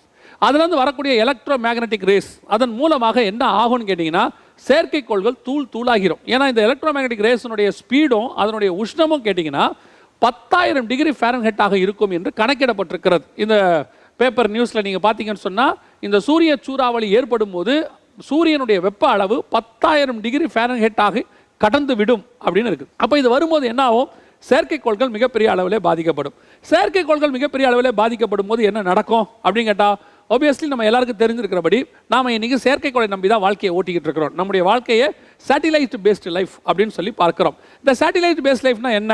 நம்முடைய டிவி, இப்போ ஒரு சிலர்லாம் சொல்லலாம் எனக்கும் சேட்டலைட்டுக்கும் எந்த சம்மந்தமே இல்லைங்க அப்படின்னு சொன்னீங்கன்னு சொன்னால், இப்போ நீங்கள் யூஸ் பண்ணக்கூடியதான செல்ஃபோன்ஸ் சேட்டலைட்டை பேஸ் பண்ணி தான் இருக்குது. நீங்கள் யூஸ் பண்ணக்கூடிய டிவி அதுக்கு பேரே சேட்டலைட் டிவி தான். நீங்கள் யூஸ் பண்ணக்கூடிய ATM, பறக்கிற விமானம், மிதக்கிற கப்பல் எல்லாமே இப்போ செயற்கைக்கோள் அடிப்படையை கொண்டு தான் நடக்க ஆரம்பிக்குது. FM ரேடியோவிலேருந்து எல்லாமே இப்போது நீங்கள் எல்லாமே ஆன்லைன்றீங்களே, இந்த ஆன்லைன் எதை பேஸ் பண்ணியிருக்குது? செயற்கைக்கோளை பேஸ் பண்ணி தான் இருக்குது. ஸோ அது பாதிக்கப்பட்ட உடனே முழு உலகமும் ஸ்தம்பிக்கும். இப்போ யோசித்து பாருங்கள், இப்போ இந்தியாவுடைய செயற்கைக்கோள்கள் எல்லாம் பாதிக்கப்பட்டால் என்ன ஆகும்? அத்தனை செயற்கைக்கோளும் பாதிக்கப்பட்டுச்சுன்னா, சோலார் சுனாமியில் பாதிக்கப்பட்டால் என்ன ஆகும்? உடனடியாக மொத்தமும் தகவல் தொடர்பு அத்தனையும் துண்டிக்கப்படும். இப்படி ஒரு நிலை வருமா? இப்படி நடந்திருக்குதா அப்படின்னு கேட்டிங்கன்னா, இதுக்கு முன்னாடியே 2 தடவை நடந்திருக்கு. நான் இப்போ இந்த பாதிப்பை சொல்லிட்டு அதுக்கப்புறம் எப்போ நடந்துச்சுன்னு சொல்கிறேன். இது முதலாவது பாதிப்பு. 2வது பாதிப்பு, இது பூமத்திய ரேகைக்குள்ளே நுழையும் போது, நம்முடைய எர்த் ஆர்பிட்ஸ்குள்ளே இந்த சோலார் சுனாமியுடைய கிராஸ் ஆகி உள்ளே நுழையும் போது நம்முடைய எலக்ட்ரிசிட்டி, மின்சாரம், இந்த மின்சாரம் பெருமளவில் பாதிக்கப்படும். ஏன் அப்படின்னு கேட்டிங்கன்னா, இந்த சோலார் சுனாமியோட உஷ்ணத்துக்கு இந்த கேபிள்ஸு, டிரான்ஸ்ஃபார்மர்ஸு இதெல்லாம் தாங்காது. ஹை லெவல் டென்சிட்டி இது அதை விட மிக மோசமாக இருக்கும். சரி, 3வது லெவல் இதுக்கு என்ன அப்படின்னு கேட்டால், ஒருவேளை அதையும் தாண்டி இது பூமியை அப்படி கிராஸ் பண்ணும்போது மனிதர்கள் ஒருவேளை இதில் மாட்டினால் பாதுகாப்பு இல்லாமல், இப்போ எப்படி கவசம் போடாமல் கொரோனாக்கு வெளியே வந்தால் கொரோனா பாதிக்குது இல்லை, அந்த மாதிரி இப்போ சூரிய கிரகணம் வரும்போது வெறுங்கண்ணில் பார்க்கக்கூடாது இப்படிலாம் சொல்கிறோம்ல, அந்த மாதிரி இந்த சோலார் சுனாமி வீசும்போது நீங்கள் வெளியே இதில் பாதிக்கப்பட்டால் என்ன நடக்கும் அப்படின்னு கேட்டிங்க சொன்னால், நம்முடைய உடல் எரிந்து சாம்பலாகக்கூடிய நிலைமை வருமா, அந்த அளவுக்கு இது உஷ்ணத்தினுடைய உச்சத்துக்கு இருக்குமா. இதுதான் இந்த சோலார் சுனாமிக்கு அவங்க கொடுத்துருக்க ரிப்போர்ட்டு, இந்த பேப்பர் காரியங்கள் இது எல்லாமே இதை தான் உங்களுக்கு சொல்லுது. இந்த வீடியோஸ் எல்லாமே இதை குறித்து சொல்லப்பட்டிருக்கிறது. சரி, இந்த சோலார் சுனாமி இப்படிலாம் சொன்னீங்களே, இதெல்லாம் ஒரு கற்பனையா, கதையா, பயமுறுத்துறீங்களா, இப்படிலாம் நடக்குமா, நடந்திருக்குதா அப்படின்னு சொல்லி நீங்கள் கேட்டிங்கன்னு சொன்னால், ஏற்கனவே 1900களில் நடந்திருக்குது, கலிஃபோர்னியாவில் தாண்டி இருக்குது. ஆனால் அந்த காலகட்டத்தில் நடக்கும்போது என்ன ஒரு விஷயம் அப்படின்னு கேட்டிங்கன்னா, அன்றைக்கி நமக்கு சேட்டிலைட்டோ அல்லது இந்த மாதிரி டிவிஸ் அல்லது மொபைல் ஃபோன்ஸோ எதுவுமே கிடையாது. அதனால் பெருமளவு பாதிப்பு இல்லை.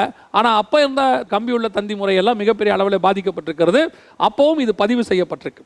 இதுக்கப்புறம் இந்த சோலார் சுனாமி நம்ம காலத்தில் எப்பயாவது வந்துச்சுங்களா அப்படின்னு கேட்டிங்க சொன்னால், 2012 மார்ச் மாதம் 9ஆம் தேதி நார்தர்ன் அயர்லாந்து பகுதியை கிராஸ் பண்ணியிருக்குது.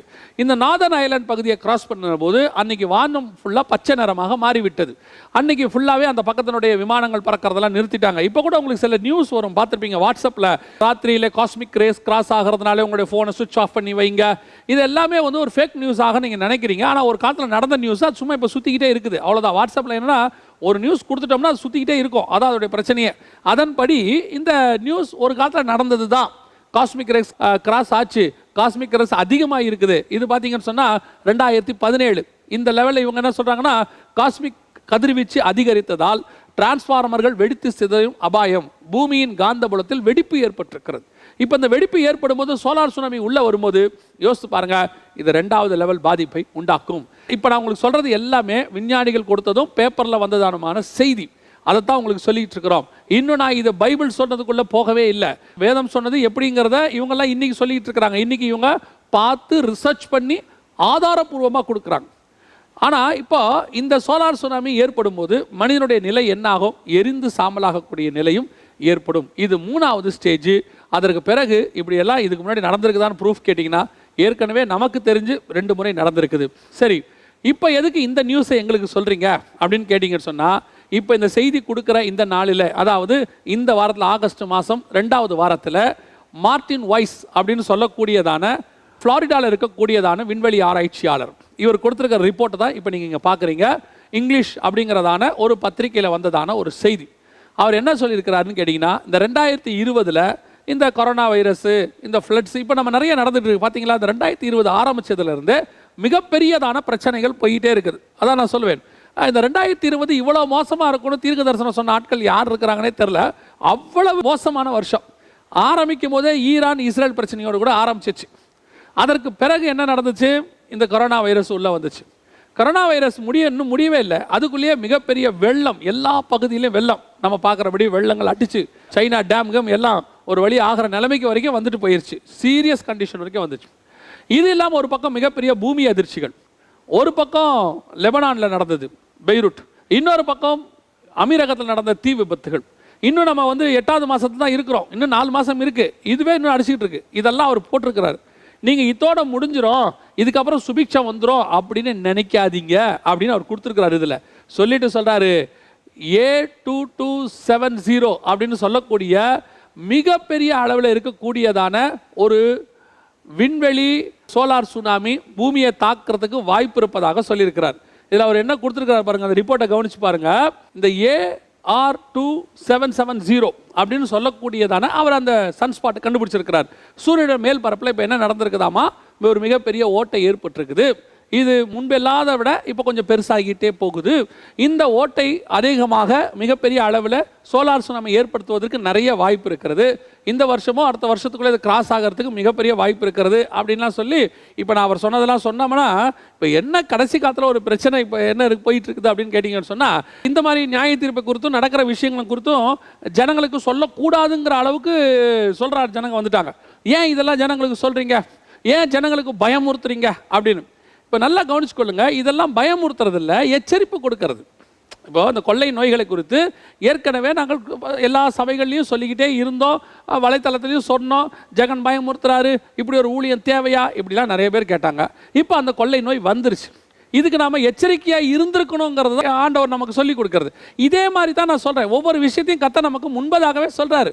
வரும் காரியங்களை குறித்து என்னிடத்தில் கேளுங்களுங்கிறாரு. நாம் கேட்கவும் மாட்டேங்கிறோம், சொன்னாலும் கேட்க மாட்டேங்கிறோம். அந்த இடத்துக்கு வந்துட்டோம். இஸ்ரவேல் ஜனங்கள் எப்படி இருந்தாங்களோ அதே நிலைமைக்கு தான் இன்றைக்கி நம்ம வந்திருக்கிறோம். அன்னைக்கு இஸ்ரவேல் ஜனங்கள் வடங்கா காலத்துள்ள ஜனங்களிடத்தில் கர்த்தர் மோசையை கொண்டு பேசுகிறாரு. அவங்க சொல்கிறாங்க கர்த்தர் பேச வேண்டாம். எரேமியா பேசினா அடிக்கிறான், இயேசு பேசினா அடிக்கிறான், வாயிலே அடிக்கிறான். ஏன் இப்படியா உத்தரவு சொல்வேன்? அதாவது சொல்லக்கூடாது என்பது தான் இஸ்ரவேல் ஜனங்கள். இன்னைக்கு அதே இடத்துக்கு தான் சபை வந்திருக்கு. சபையை பொறுத்த வரைக்கும், அதாவது கடைசி காலத்தில் ஜனங்களை பொறுத்த வரைக்கும் என்ன சொல்ல வராங்க, நீ வருகையை பற்றியோ நியாய தீர்ப்பை பற்றியோ இப்படிப்பட்ட காரியங்களை பற்றியோ சொல்லாதேன்னு சொல்றதுக்கு, தைரியமாக சொல்றதுக்கு இந்த மாதிரி ஆட்கள்லாம் வர தொடங்கி இருக்கிறாங்க. நல்லா தெரிஞ்சுக்கொள்ளுங்க, நீங்கள் ஆசீர்வாதத்தை பற்றி சொன்னாலும் சொல்லாவிட்டாலும் அது வந்தால் நல்லது. ஆனால் இப்படிப்பட்ட ஆபத்துகளை குறித்து எச்சரிப்பு கொடுக்க வேண்டியது அவசியம். ஏன்னா வேதமே கொடுத்து வச்சிருக்குது. இதை யார் விரும்ப மாட்டான் தெரியுமா? இந்த வருகையில் போக மாட்டான் பாருங்க ஒரு குரூப். அவன் இந்த உலகத்திலே வாழ்ந்து சந்தோஷமா சாவணும்னு நினைக்கிறான்ல, அவங்க தான் இதை விரும்ப மாட்டார்கள். எப்படியாவது வருகையில் போகணுங்கிறவன், ஆயத்தப்பட விரும்புகிறவன் இதை விரும்புவான். அந்த சபை இதை விரும்பும். இன்னைக்கு பாருங்க, நாங்க சொன்னா இவ்வளவு தூரம் சொல்றீங்க. இவர் மார்டின் வைஸ் என்ன சொல்லியிருக்கிறார் பாருங்க. அவர் சொன்ன வார்த்தைகளை நாங்க சொன்னோம்னா ஜெகன் பயமுறுத்துறாரு. இப்போ அவர் என்ன சொல்லியிருக்காரு தெரியுமா? ஹிரோஷிமா நாகசாக்கியில போட்டதை விட ட்ரில்லியன் மடங்கு, மில்லியன்னா 10 லட்சம், பில்லியன்னா 10 கோடி, இன்னொன்று பாருங்க அதையும் தாண்டதான் ட்ரில்லியன். அந்த அளவுக்கு ஒரு குண்டு வெடிச்சா எப்படி இருக்குமோ அப்படி இருக்குமா அந்த சோலார் சுனாமி கிராஸ் பண்ணும்போது. அவர் சொல்லி வச்சிருக்கிறார். அந்த அளவுக்கு பாதிப்பு ஏற்படுத்துமான்னு கேட்டிங்கன்னா மிக்கை காக்கு 2012 இதை பற்றி பேசியிருக்கிறார். இப்படி ஒன்று வரும், இப்படி நடக்கும் அப்படின்னு சொல்லியிருக்கிறாங்க. இது எந்த அளவுக்கு உண்மை அப்படின்னா, நாங்கள் 1-2 வருஷமாகவே சொல்லிட்டு இருக்கிறோம் 2030 இப்படி ஒன்று கிராஸ் ஆகும்னு சொல்லி. இது ஐநா சபை கொடுத்த ரிப்போர்ட். இந்த ஐநாவுடைய ரிப்போர்ட்டை நீங்கள் பார்த்தீங்கனாலே 2030 இப்படி ஒன்று கண்டிப்பாக கிராஸ் ஆகும். 3.5 டிகிரி செல்சியஸ் வரை இன்க்ரீஸ் ஆகும்னு சொல்லியிருக்கிறாங்க. இந்த 3.5 டிகிரி செல்சியஸ்ங்கிறது என்னன்னு கேட்டிங்கன்னா, அவங்க கொடுத்த ரிப்போர்ட்டில் சொல்லியிருக்குது, பத்திரிகையில் வந்த செய்தி இது. அவங்க சொல்கிறது என்னென்னா, உலகையே அழிக்கக்கூடிய அளவுக்கு வல்லமை வாய்ந்தது 3.5 டிகிரி செல்சியஸ் இன்க்ரீஸ் ஆகணும். இந்த 3.5 டிகிரி செல்சியஸ் இன்க்ரீஸ் ஆகணும்னு நாங்கள் தான் சொல்கிறோமா, இல்லை பத்திரிகை தான் சொல்லுதா, WHO மட்டும்தான் சொல்லுதா? இது வெறும் கட்டுக்கதை. நீங்கள் சொன்னால் இதை ஏன் அப்புறம் இந்திய ரயில்வே ஸ்டேஷன் எல்லாத்துலேயும் இப்படி ஒரு போர்டு வச்சுருக்கிறாங்க? என்ன போர்டு வச்சிருக்கிறாங்கன்னு கேட்டு பாருங்க. 5 டிகிரி செல்சியஸ் வரைக்கும் இன்க்ரீஸ் ஆக போது, சன்ஸ்ட்ரோக் வரப்போது எல்லாம் சொல்லி வச்சிருக்கிறாங்க. பி கேர்ஃபுல்னு சொல்லி வச்சிருக்கிறாங்க. இப்பவே அதற்கான எச்சரிப்பு மறைமுகமாக எல்லா இடங்களிலும் கொடுக்கப்படுகிறது. இப்போ மார்ட்டின் வைஸ் அதை பற்றி தெளிவாக பேச தொடங்கி இருக்கிறாரு. மிக்கை காக்கோடைய கூற்றுகள் சரியாக தொடங்கி இருக்கிறது. 2020 முடிக்க போகிறோம், 2030 இப்படிப்பட்ட காரியங்கள்லாம் வரும் என்பதாக இவர்கள் கொடுக்க தொடங்குகிறார்கள். இதை குறித்து வேதம் என்ன சொல்லுகிறது? ஆண்டவர் தெளிவாக சொல்லி வச்சிருக்கிறாரு. வானங்கள் மடமடவென்று அகன்று போகும், பூதங்கள் வெந்து உருகி போகும். 2000 வருஷத்துக்கு முன்பாக கர்த்தர் சொன்னதான வார்த்தை. கடைசி காலத்தில் இப்படி நடக்கும் என்று ஆண்டவர் சொன்னார். 7 வருஷத்தின் முடிவில், அதாவது உபத்திரவ காலத்தின் 7 வருஷத்தின் முடிவில் இது நடக்கும். இந்த பூமியானது எப்படி தண்ணீரினால் சுத்திகரிக்கப்பட்டு நோவா கையில் திருப்பி கொடுக்கப்பட்டதோ, அதே மாதிரி அக்கினியினால் சுத்திகரிக்கப்பட்டு மீண்டுமாக இயேசுவின் கையில் கொடுக்கப்பட போகிறது. அதற்கு முதலாவதாக வரக்கூடிய அழிவினுடைய முதல் பகுதி எதுனா, வானத்திலிருந்து அக்கினி இறங்குதல். வெளிப்படுத்தின விசேஷம் 8ஆம் அதிகாரத்தை வாசித்து பாருங்கள். 1ஆம் தூதன் எக்காலம் ஊதுகிறதுலேருந்து நீங்க கவனிச்சு பாருங்க, எல்லாமே வானத்திலிருந்து வரக்கூடிய அக்கினி தான். 1ஆம் தூதன் எக்காலம் ஊதினான். 8ஆம் அதிகாரம் 7ஆம் வசனத்தை நீங்கள் வாசித்து பாருங்க. 1ஆம் தூதன் எக்காலம் ஊதினான், அப்பொழுது அக்கினி கலந்த கல்மலையும் ரத்தமும் பூமியின் மேல் கொட்டப்பட்டது. பசும் புல்லெல்லாம் வெந்து போயிற்று, மரங்கள் எல்லாம் 1/3 பங்கு எரிந்து போயிற்று. 2ஆம் தூதன் எக்காலம் ஊதினான். வசனம் சொல்லுது, எரிகிற மலை போன்றது ஒன்று சமுத்திரத்தில் போடப்பட்டது. 3ஆம் தூதன் எக்காலம் ஊதினான், எரிகிற தீவெட்டியை போல் இந்த நட்சத்திரம் ஒன்று விழுந்தது. 4ஆம் தூதன் எக்காலம் ஊதினான், சூரியனிலும் சந்திரனிலும் நட்சத்திரங்களிலும் 1/3 பங்கு இருள் அடைந்தது. அப்ப நல்லா தெரிஞ்சு கொள்ளுங்க, வருகைக்கு பின்னாடி எடுத்துக்கொள்ளப்பட்ட பிறகு உபத்திரவ காலம் முழுக்க அக்கினியினால் பூமி பாதிக்கப்பட போகிறது. 1/3 பங்கு பாதிக்கப்பட போகிறது. அதற்கு பிறகு முழுவதுமாக பாதிக்கப்பட போகிறது. அதற்கான ஆரம்ப ஸ்டேஜுக்கு வெப்ப நிலைக்கு பூமி வர ஆரம்பிச்சிருச்சு. இப்போ அதைத்தான் ஐநா சபையும் சொல்லியிருக்கு. அதைத்தான் எல்லா இடங்களிலும் எச்சரிப்பு போர்டு வைக்க தொடங்கியிருக்கு. அதைத்தான் இப்போ மார்ட்டின் வைஸும் சொல்ல ஆரம்பிச்சிருக்கிறாரு. வானத்திலிருந்து அக்கினி இறங்குவதற்கான வேலைகள் இப்பொழுது மிக வேகமாக நடக்குது. இதில் ஒரு கர்த்தர் நம்ம மேலே வச்ச ஒரு பெரிய கிருபை என்ன தெரியுங்களா? இந்த பூமிக்கு மேலே ஒரு பாதுகாப்பு வளையத்தை கர்த்தர் கொடுத்திருந்தார். அதான் நான் சொல்லுவேன், 3 விதமான பாதுகாப்பை நமக்கு ஆண்டவர் கொடுத்து வச்சிருந்தார். முதல் பாதுகாப்பு வாட்டர் கேனப்பி, அதாவது ஜலத்திரை அப்படின்னு நம்ம சொல்கிறோம். இதுதான் 1ஆம் அதிகாரத்தில் ஆதியாகமத்தின் புத்தகத்தை வாசிக்கும் போது, பூமிக்கு மேலுள்ள தண்ணீர் எல்லாம் ஒரு இடத்தில் சேர கடவுள். அதுக்கு பேர் ஆகாய விரிவு என்று கர்த்தர் பேரிட்டார். அதற்கு மேலே என்ன இருந்துச்சு? Ozone layer. இப்போ நம்ம பார்க்கறது. இதுக்கு கீழே என்ன இருந்தது? பூமியை இப்படி தாங்கி பிடிக்கிற காந்தபுலம், எலக்ட்ரோ மேக்னட்டிக் ஃபீல்ட் அப்படின்னு சொல்லுவாங்க. இது பூமியை தாங்கி பிடிச்சிருக்குது. அதுக்கு மேலே வாட்டர் கேனப்பி, அதுக்கு மேலே ஓசோன் லேயர். இப்போ நோவா காலத்தில் முதலாவது பாதுகாப்பு போயிருச்சு, கீழே விழுந்துருச்சு. விழுந்த உடனே அதான் தண்ணி, வானத்தின் மதகுகளும் திறவுண்டான தண்ணியெல்லாம் கீழே வந்துருச்சு. வந்த உடனே நோவா காலத்துக்கு பிறகு, அதாவது சேம்காம் யாபேத்துக்கு பிறகு பாருங்க, எல்லாருக்கும் வயசு பாதியாக குறைஞ்சிரும். 450, 400, 405 அப்படி ஆயிரும்.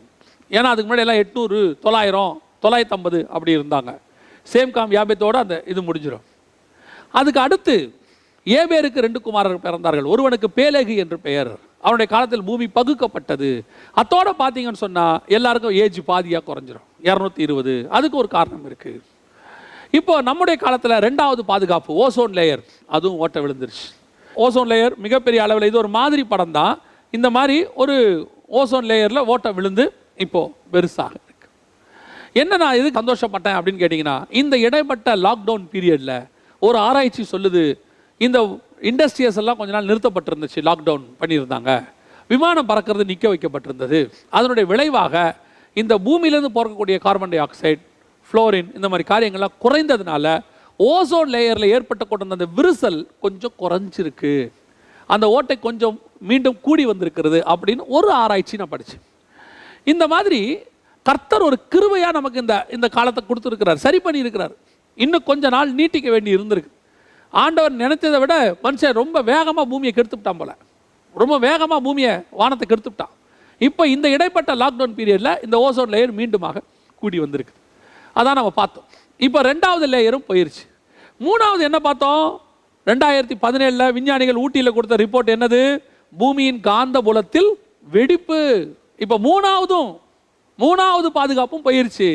இப்போ என்ன ஆகும்? சூரியன்லேருந்து வரக்கூடியது நோவா காலத்தில் 3 ஃபில்டர் ஆகி வந்துச்சு. எப்படி? ஓசோன் லேயரில் ஃபில்டர் ஆகி, வாட்டர் கேனப்பியில் ஃபில்டர் ஆகி, அப்புறம் மேக்னெட்டிக் ஃபீல்டை தாண்டி உள்ளே வரும். உள்ளே வரும்போது அல்ட்ரா வயலட் ரேஸ் முழுவதுமாக ஃபில்டர் ஆகிடும். அப்போ வெறும் ஒளி மட்டும் வந்துச்சு, வெளிச்சம் மட்டும் வந்துச்சு, என்ன வரல, அதுலேருந்து வரக்கூடியதான தேவையற்ற கிருமிகள் எதுவும் வராமல் இருந்துச்சு. இப்போ என்ன ஆயிடுச்சு? 3ம் போயிடுச்சு. ஓசோனில் ஓட்டை விழுந்துருச்சு, காந்தபுலத்தில் வெடிப்பு ஏற்பட்டுருச்சு. இப்போது சூரியனிலிருந்து வரக்கூடியது நேரடியாக பூமிக்கு வருது. இப்போ அக்கினி இறங்குது. இதைத்தான் சொல்கிறோம், பூமியானது அக்கினிக்கு இரையாக மாறிக்கொண்டிருக்கிறது, வேக வேகமாக இறங்குறது. ஆண்டவர் சொன்ன 1வது வானத்திலிருந்து அக்கினி இறங்கும் என்று சொன்ன தீர்க்க தரிசனம் நம்முடைய காலத்தில் நம் கண்களுக்கு முன்பாக 100% ஆம் என்றும் நிறைவேற தொடங்கிவிட்டது. அதே 2 பேதுருவின் புஸ்தகம் 3ஆம் அதிகாரம் 10ஆம் வசனத்தில் கீழிருந்து நெருப்பு வரும் அப்படின்னு வசனம் சொல்லுது. வானங்கள் மடமடம் என்று அகன்று போகும். எனக்கு இந்த வசனத்தை படித்த போது ரொம்ப ஆச்சரியப்பட்ட ஒரு விஷயம் என்னன்னு கேட்டிங்கன்னா, இது ஒரு வார பத்திரிகையில் வந்ததான செய்தி. இந்த சோலார் சுனாமி ஏற்படும் போது பூதங்கள் வெந்து உருகி போகும். இது நடக்கும்போது என்ன மாதிரியான ஒரு ரியாக்ஷன் வானத்தில் இருக்கும் அப்படின்னு சொல்லி நீங்கள் பார்த்தீங்கன்னா, பைபிள் சொல்லுது வானங்கள் மடமென்று அகன்று போகும். இந்த வார பத்திரிகையில் சயின்டிஸ்ட் எழுதியிருக்கிறாங்க. என்ன எழுதியிருக்கிறாங்கன்னா, இந்த சூப்பர் சூறாவளி நடக்கும்போது இடி இடிப்பதை போன்று நிகழும். அவங்க சொல்கிறாங்க இடி இடிப்பதை போன்று நிகழும். பைபிள் சொல்கிறது மடமென்று அகன்று போகும். எத்தனை துல்லியமாக இருக்கு பாருங்க, பர்ஃபெக்ட். ஆண்டவர் சொன்னபடியே இப்போது எல்லாமே துல்லியமாக கூடி வந்து விட்டது. இதில் தப்பிக்கிறதுக்கான வழியும் பைபிளில் இருக்குது. இதில் தப்பிக்கிறதுக்கான வழியும் இவங்களும் சொல்லியிருக்கிறாங்க. இவங்க சொன்ன வழியும் பைபிள் சொன்ன வழியும் பக்காவாக இருக்குது. அது உலகத்தாருக்கு. உலகத்தார் இந்த மாதிரியெல்லாம் ஒரு வழியை ஏற்படுத்தி கொள்வார்கள் என்று வேதத்தில் நம்ம வாசிக்கிறோம். வெளிப்படுத்தின விசேஷம் 7ஆம் அதிகாரம் 15வது வசனத்தில் இப்படி அவங்க சொல்கிறாங்க. இப்போ நம்ம கண்ணுக்கு முன்னாடி இது நடைபெற ஆரம்பிச்சிருச்சு. 1வது வானத்திலிருந்து அக்கினி இறங்குவதற்கான எல்லாம் ஆயத்தமாக இருக்கிறது. விஞ்ஞானிகளும் ஒத்துக்கொண்டிருக்கிறாங்க. பைபிள் சொன்ன தீர்க்க தரிசனம் நிறைவேறுகிற இடத்துக்கு நாம் வந்துவிட்டோம். 2வது பூதங்கள் வெந்து உருகி பூமியும் அதில் உள்ள கிரியைகளும் எரிந்து அழிந்து போகும். 2வது பூமியிலிருந்து நெருப்பு. இப்போ நோவா காலத்தில் வசனம் சொல்லுது மகா ஆழத்தின் ஊற்றுக்கண்கள் எல்லாம் விளந்தன அப்படின்னு சொல்லி.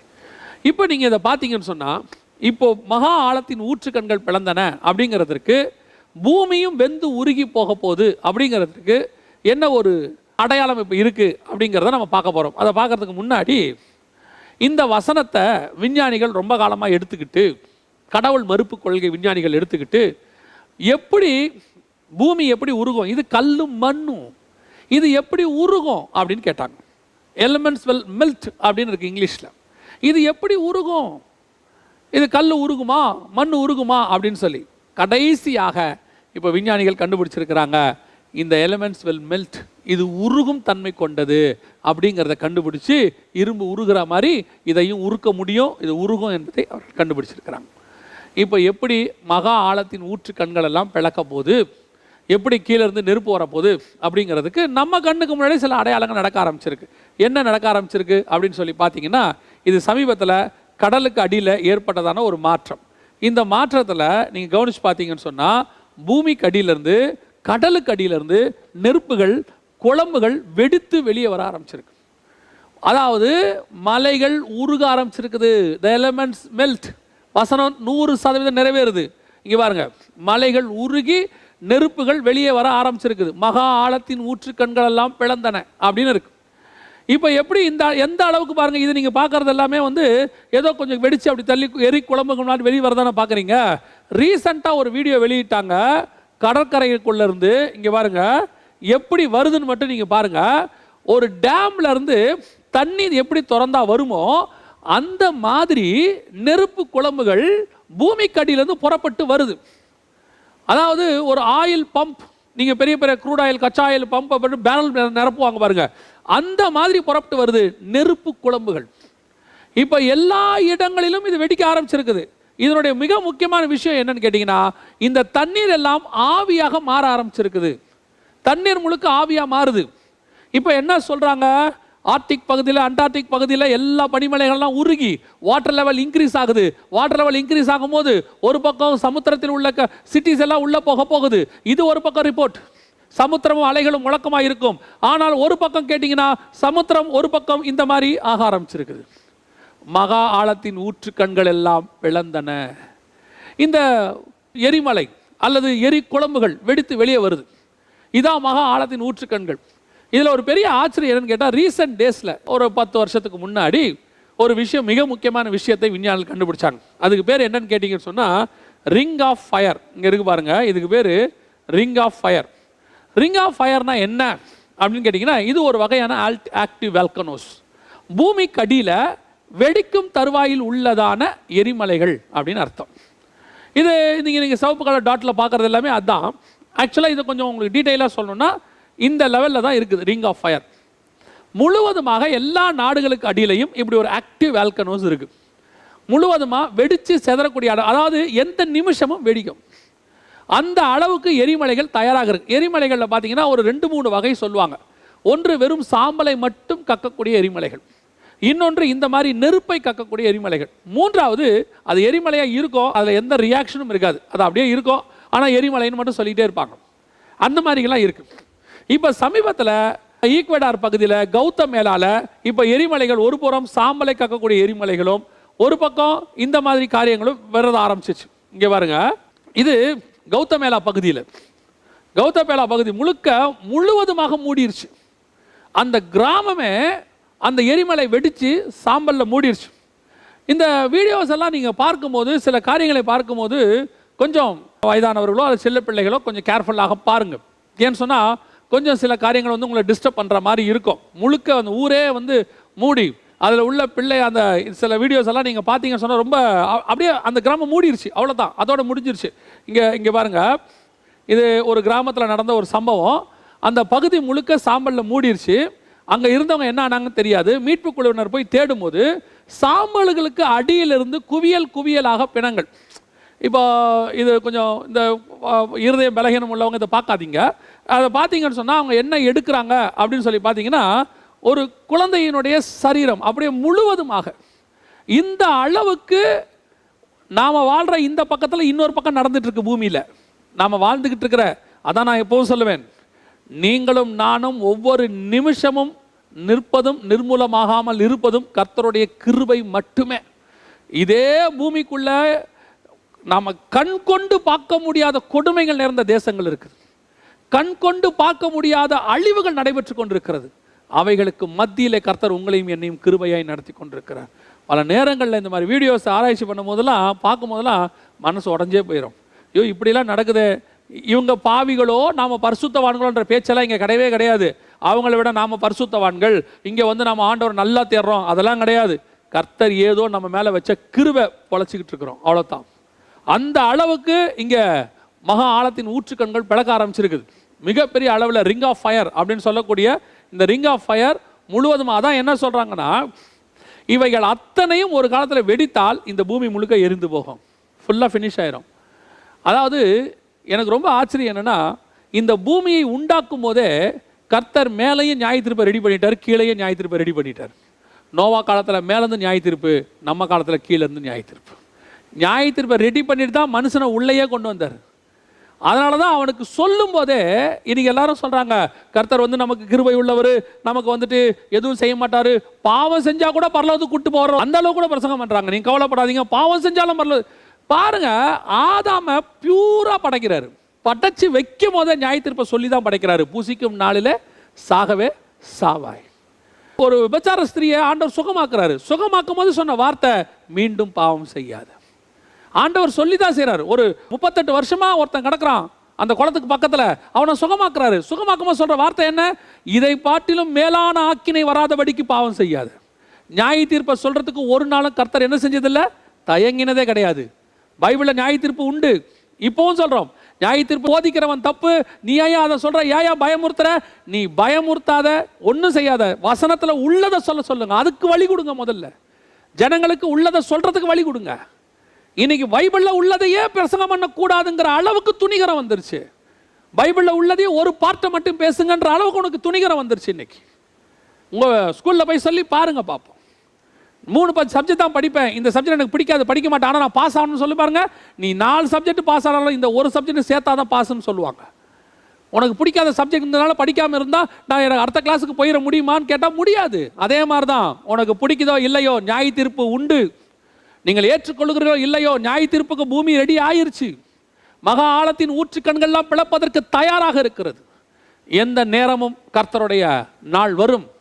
அப்பொழுது மகா ஆழத்தின் ஊற்று கண்களெல்லாம் பிளக்கும், பூதங்கள் வெந்து உருகி போகும், பூமியும் அதில் உள்ள கிரியைகளும் எரிந்து போகும்.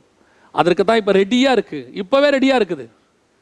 இது பத்தாததுக்கு இது கர்த்தரை ரெடி பண்ணி வச்சுருக்காரு. இது போதும், இந்த பூமி எல்லாத்தையும் கர்த்தர் நியாயம் தீர்க்கிறதுக்கு இது போதும், எல்லாம் பக்காவாக இருக்குது. ஆனால் மனுஷன் இந்த நியாய தீர்ப்புக்கு தன்னைத்தானே ரெடி பண்ணிக்கிறான். அதான் நான் சொல்லுவேன், நோவா காலத்தில் அழிவுக்கு யார் காரணம்? கர்த்தர் நியாய தீர்ப்பை ரெடி பண்ணி வச்சுருந்தாரு. அதை ஆக்டிவேட் பண்ணுறது நம்ம கையில் தான் இருக்குது. ஏன் தெரியுமா? நம்ம பாவம் தான் அதை ஆக்டிவேட்டே பண்ணோம். நம்ம பாவம் செய்யாத வரைக்கும் அது ஆக்டிவேட்டே ஆகாது. ஒரு காரியத்தை கர்த்தர் அங்கே வச்சிருக்கிறாரு, நெருப்பு வச்சிருக்கிறாரு, நீ கிட்ட போகாத, அதை சுற்றும் அப்படின்னு சொல்லி வச்சிருக்கிறாரு. அதுக்கப்புறம் அதை சுடுறதும் சுடாததும் நம்ம கையில் தான் இருக்குது. நெருப்புக்கு சுடும் தன்மை உண்டு, கிட்ட போகிறதும் போகாததும் நம்ம கையில் இருக்குது.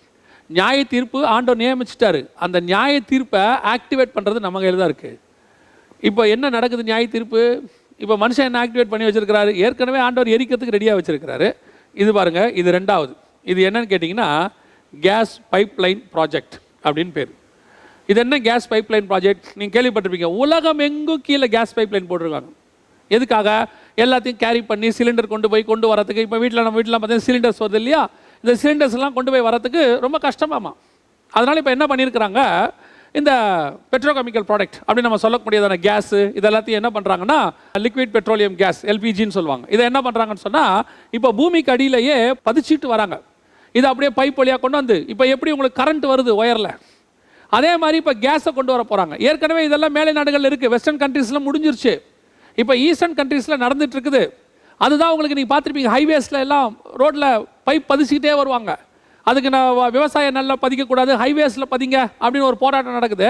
இதை எப்படி பதிச்சு முடிச்சுருவாங்க? அது விவசாய நிலமோ ஹைவேஸோ எப்படியோ பதிச்சு முடிச்சுருவாங்க. இதனுடைய விளைவு என்ன?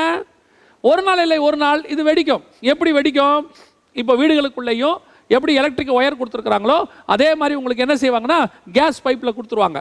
இப்போ மேலை நாடுகள்லாம் போனீங்கன்னா, யூகேக்கெல்லாம் போனீங்கன்னா அங்கே கேஸும் இதே மாதிரி தான். நமக்கு இபி பில்லு மாதிரி கேஸ் பில்லு, அது நம்ம தேவையான அளவுக்கு யூஸ் பண்ணிக்கலாம். அதுலேயே ப்ரீபெய்ட் போஸ்ட்பெய்ட் எல்லாமே உண்டு. நான் சொல்கிறது 2004 இப்போதுலேருந்து ஒரு 16 வருஷத்துக்கு முன்னாடி உள்ளதானே சொல்கிறேன். இப்போ அந்த டெக்னாலஜி இப்போ தான் நமக்கு வந்துக்கிட்டே இருக்குது. ஏற்கனவே பாம்பே வரைக்கும் வந்துருச்சு. இப்போ கடந்த சில மாதங்களுக்கு முன்பாக முழுவதுமாக கேஸ் விநியோகம் 3 ஆண்டுகளில் 400 மாவட்டங்கள் பயன்பெறும் என்று அறிவிப்பு. இப்போ ஃபுல்லாகவே என்ன செஞ்சுருக்கிறாங்க, இந்தியா முழுக்க கொடுக்குறாங்க. இது பேப்பரில் வந்த நியூஸ். இந்த கேஸ் பைப்பில் எல்லாம் வரும். இதெல்லாம் நம்ம ஒரு காலத்தில் சேஃப்டி நினைப்போம். இப்போவே அது வெடித்து கேஸ் வெளியே வந்து எரியறதெல்லாம் காட்டுறாங்க. பெட்ரோ கெமிக்கல் ப்ராடக்ட் அந்த பைப்பில் வெடிக்கிறதுலாம் வெடிஞ்சு வெளியே வந்துருச்சு. சவுதி அரேபியா பகுதியில் அந்த செய்தியை கொடுத்துட்டு இருந்தோம். கொடுத்த போது வெடிக்க வாய்ப்பு இருக்கிறது. ஏன்னா வீடுகளுக்குள்ளெல்லாம் கேஸ் வருது. அப்போ வெடிச்சா வீடு என்ன ஆகும்? இப்படி நடக்குமா அப்படின்னு கேட்டிங்கன்னா, சவுதி இது செய்தியை கொடுத்துட்டு இங்கே வந்துட்டேன். அடுத்த 1 வாரம் 10 நாளில் நண்பர் ஒருத்தர் சவுதி அரேபியாவில் அனுப்புகிறாரு. சவுதி அரேபியாவில் அந்த மாதிரி வெடிச்சு எப்போ அப்படின்னு கேட்டிங்கன்னா 2019 போன வருஷம் ஜூலை மாதம் 6ஆம் தேதி வந்த நியூஸ் இது. Strong aftershocks have jolted the desert region since 6.4 quake on Thursday. Only a few injuries were responded, but 2 houses caught fire from broken gas pipes. அதாவது பூமி அதிர்ச்சி ஏற்பட்டிருக்கு 6.4 அளவில். இதனுடைய விளைவாக என்ன நடந்திருக்குதுன்னு கேட்டிங்கன்னு சொன்னால், கேஸ் பைப்லைன் வெடித்து வீடு தீப்பிடிச்சி எரிஞ்சிருச்சு. ஒரு 6.4 அளவுக்கு பூமி அதிர்ச்சி வந்ததுக்கே இது பெரிய, இன்றைக்கி லெவலில் அது பெரிய லெவல் கிடையாது. 5 பாயிண்ட்டுக்கு மேலே போனாலே பெரிய லெவல் தான். ஆனால் இப்போல்லாம் 7, 8 வரைக்கும் போகுது. 6.4க்கே பைப் வெடித்து வீடு தீப்பிடிச்சிருச்சு. பூமி அனைத்தும் பூமி அதிர்ச்சி வரும்போது, பூமி அனைத்தும் தீப்பற்றி எரியும் போது இந்த கேஸ் பைப் லைனும் சேர்ந்து எரியும். இது 2வது லெவல். அப்போ யோசித்து பாருங்க, மேலேருந்து அக்கினி இறங்க போகுது, அதோட கீழே இருக்கிற மகா ஆழத்தின் ஊற்றுக்கண்கள் எல்லாம் பிளக்க போகுது, எரிமலைகள், கீழே இருக்கக்கூடிய குழம்புகள், எரி குழம்புகள் எல்லாம் வரும். அப்படி வெடித்து வெளியே வரும்போது ஏற்கனவே நம்ம போட்டு வச்சிருக்கிற கேஸ் பைப்லைன், அப்புறம் எண்ணெய் கிணறுகள், பெட்ரோல் பம்ப்ஸ் இதெல்லாம் சேர்ந்து எரியும். இப்போவே எவ்ரிதிங் இஸ் ரெடி, அத்தனையும் தயாராக இருக்கிறது. இவ்வளத்தையும் நம்ம தான் செஞ்சுருக்கிறோம், அதாவது மனித சமுதாயம் தான் தெரிஞ்சிருக்குது. இப்போ யோசிச்சு பாருங்க, இவ்வளத்தையும் செஞ்சு வச்சுட்டு இதுக்கு மேலே உக்காந்துக்கிட்டு இதுக்குள்ள நமக்கு எவ்வளோ பெருமைகள் இந்த காலத்தில். அதான் நான் சொல்லுவேன், நம்ம எல்லாருமே ஒரு பெரிய கேஸுக்கு மேலே உட்காந்துருக்குறோம், அடுப்புக்கு மேலே. கீழே எல்லாம் கொதிச்சுக்கிட்டு இருக்குது, ஒரு பக்கம் நெருப்பு இருக்குது, ஒரு பக்கம் பெட்ரோகெமிக்கல் ப்ராடக்ட் இருக்குது. இது ரெண்டும் சேர்ற வரைக்கும் தான் நமக்கு மரியாதை. என்னைக்கு சேர்ந்துச்சோ அன்னைக்கு எரிஞ்சு க்ளோஸ் ஆயிரும். இதுக்கு நடுவில் நீ பணக்காரன், நான் ஏழை, நீ அந்த ஜாதி, நான் இந்த ஜாதி, நீ அப்படி, நான் இப்படி, நான் படித்தவன், நான் படிக்காதவன், நான் இந்த குளத்தில் பிறந்தவன், நீ அந்த குளத்தில் பிறந்தவன். எரியும் போது அந்த ஜாதிக்காரனையும் இந்த ஜாதிக்காரனையும் பார்த்தா எரிய போகுது. எரியும் போது இவர் மேல் ஜாதிக்காரங்க கொஞ்சம் நல்லா வேக விடுங்க, இவர் கீழ் ஜாதிக்காரங்க ஒரு லேசாக வேக விடுங்க சொல்ல போகுது. அத்தனை பயிலும் எருகி கருகி கறிக்கட்டியாக தான் மாற போகிறோம். இதுவும் இப்போ கடைசி காலத்தில் ரொம்ப முடிவு இடத்துல நிற்கிறோம். இங்கே உக்காந்துக்கிட்டு, அதுவும் வெளியே இருக்கிறவங்கள பற்றி கூட எனக்கு கவலை இல்லை, சபைக்குள்ளே உக்காந்துக்கிட்டு இந்த ஜாதி பார்த்துக்கிட்டு, ஏற்றத்தாழ்வு பார்த்துக்கிட்டு, பண பெருமை, படிப்பு பெருமையை உட்காந்துக்கிட்டு, இல்லை உனக்கு கிடைச்சிருக்கிற பதவி பெருமையை உட்காந்துக்கிட்டு சபைக்குள்ளே உட்காந்துட்டு ஆடிக்கிட்டு இருந்தீங்க, ஒரு நாள் இல்லை ஒரு நாள் நியாய தீர்ப்பில் நீங்கள் தப்பிக்க முடியாமல் போகும். நியாய தீர்ப்பு வரும்போது மொத்தமாக தான் எரியும். இங்கே உள்ள உட்காந்துக்கிட்டு எந்த பெருமையும் இருக்கக்கூடாது. ஒரே ரத்தத்தால் கழுவப்பட்டோம், ஒரே பாத்திரத்தில் பானம் பண்ணுகிறோம், ஒரே அப்பத்தை புசிக்கிறோம், ஒரே தேவனை போய் சந்திக்க போகிறோம். அவ்வளோதான் உங்களுக்கு எனக்கும். இதுக்குள்ளே உட்காந்துட்டு எந்த ஏற்றத்தாழ்வும் இருக்கக்கூடாது. ஏற்றத்தாழ்வு வச்சிங்க, அதே அளவு தான் உனக்கும் அளக்கப்படும். கேர்ஃபுல்லாக இருந்து கொள்ளுங்க. சபைக்குள்ளே அப்படியே உட்காந்துக்கிட்டு ஒரு பெரிய பெருமை, இருக்கிற செயினை வெளியே போட்டுட்டு உட்காந்துக்கிறது, அதில் ஒரு பெருமை. செயினை உள்ளே போட்டுட்டு பட்டனை திறந்துக்கிட்டு உட்காந்துருக்கிறது, அதில் ஒரு பெருமை.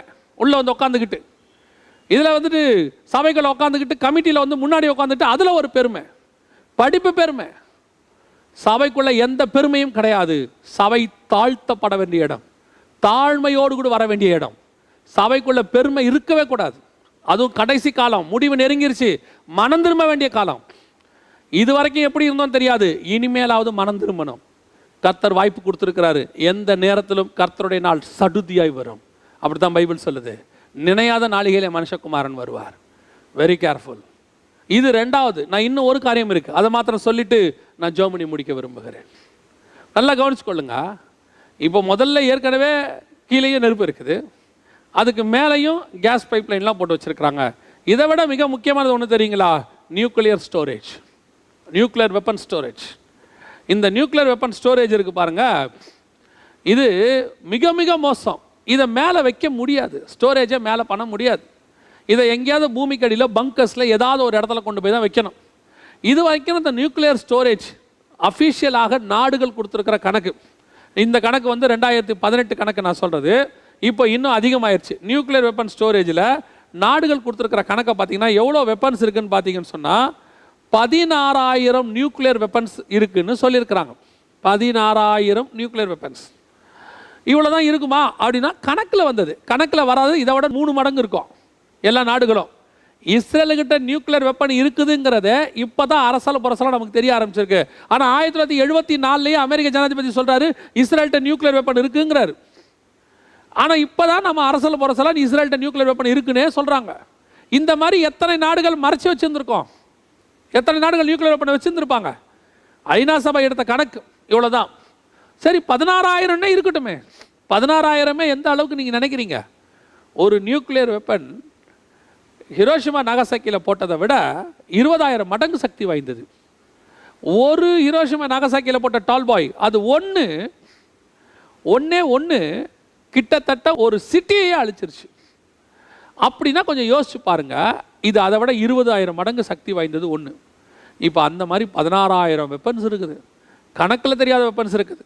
சமீபத்தில் லெபனான் பெய்ரூட்டில் நமக்கு வெடிச்சிச்சு பார்த்தீங்களா அந்த அமோனியம் நைட்ரேட். இந்த அமோனியம் நைட்ரேட் வெடித்து அது தீப்பற்றி எரிஞ்சிச்சு. ஏறக்குறைய 240 கிலோமீட்டருக்கு சவுண்டு கேட்டிருக்கு, 10 கிலோமீட்டருக்கு எல்லாம் பஸ்வம் ஆயிடுச்சு. ஒரு வீடியோ பார்த்தேன், ரொம்ப ஆச்சரியமாக இருந்துச்சு. அதோடைய தாக்கம் எத்தனையோ கிலோமீட்டர் தள்ளி வந்து அதிருது. அந்த அளவுக்கு அந்த அமோனியம் நைட்ரேட். இந்த அமோனியம் நைட்ரேட் அவங்க வச்சுருந்தது எவ்வளோன்னு கேட்டிங்கன்னா ஒரு 2400 டன்னு, அவ்வளோதான், மெட்ரிக் டன். ஆனால் அந்த மாதிரி அமோனியம் நைட்ரேட்டு 12,000 டன்னு ஆஸ்திரேலியாவுக்குள்ளே அதே துறைமுகத்தில் வச்சுருக்கிறாங்க. இந்த மாதிரி ஒவ்வொரு நாடும் வச்சுருக்கு. நியூக்ளியரே கிடையாது, இது நியூக்ளியரே கிடையாது, வெறும் அமோனியம் நைட்ரேட் மட்டும். இந்த மாதிரி வெடிப்புத்தன்மை உள்ள chemicals all over the world dump பண்ணப்பட்டிருக்கு.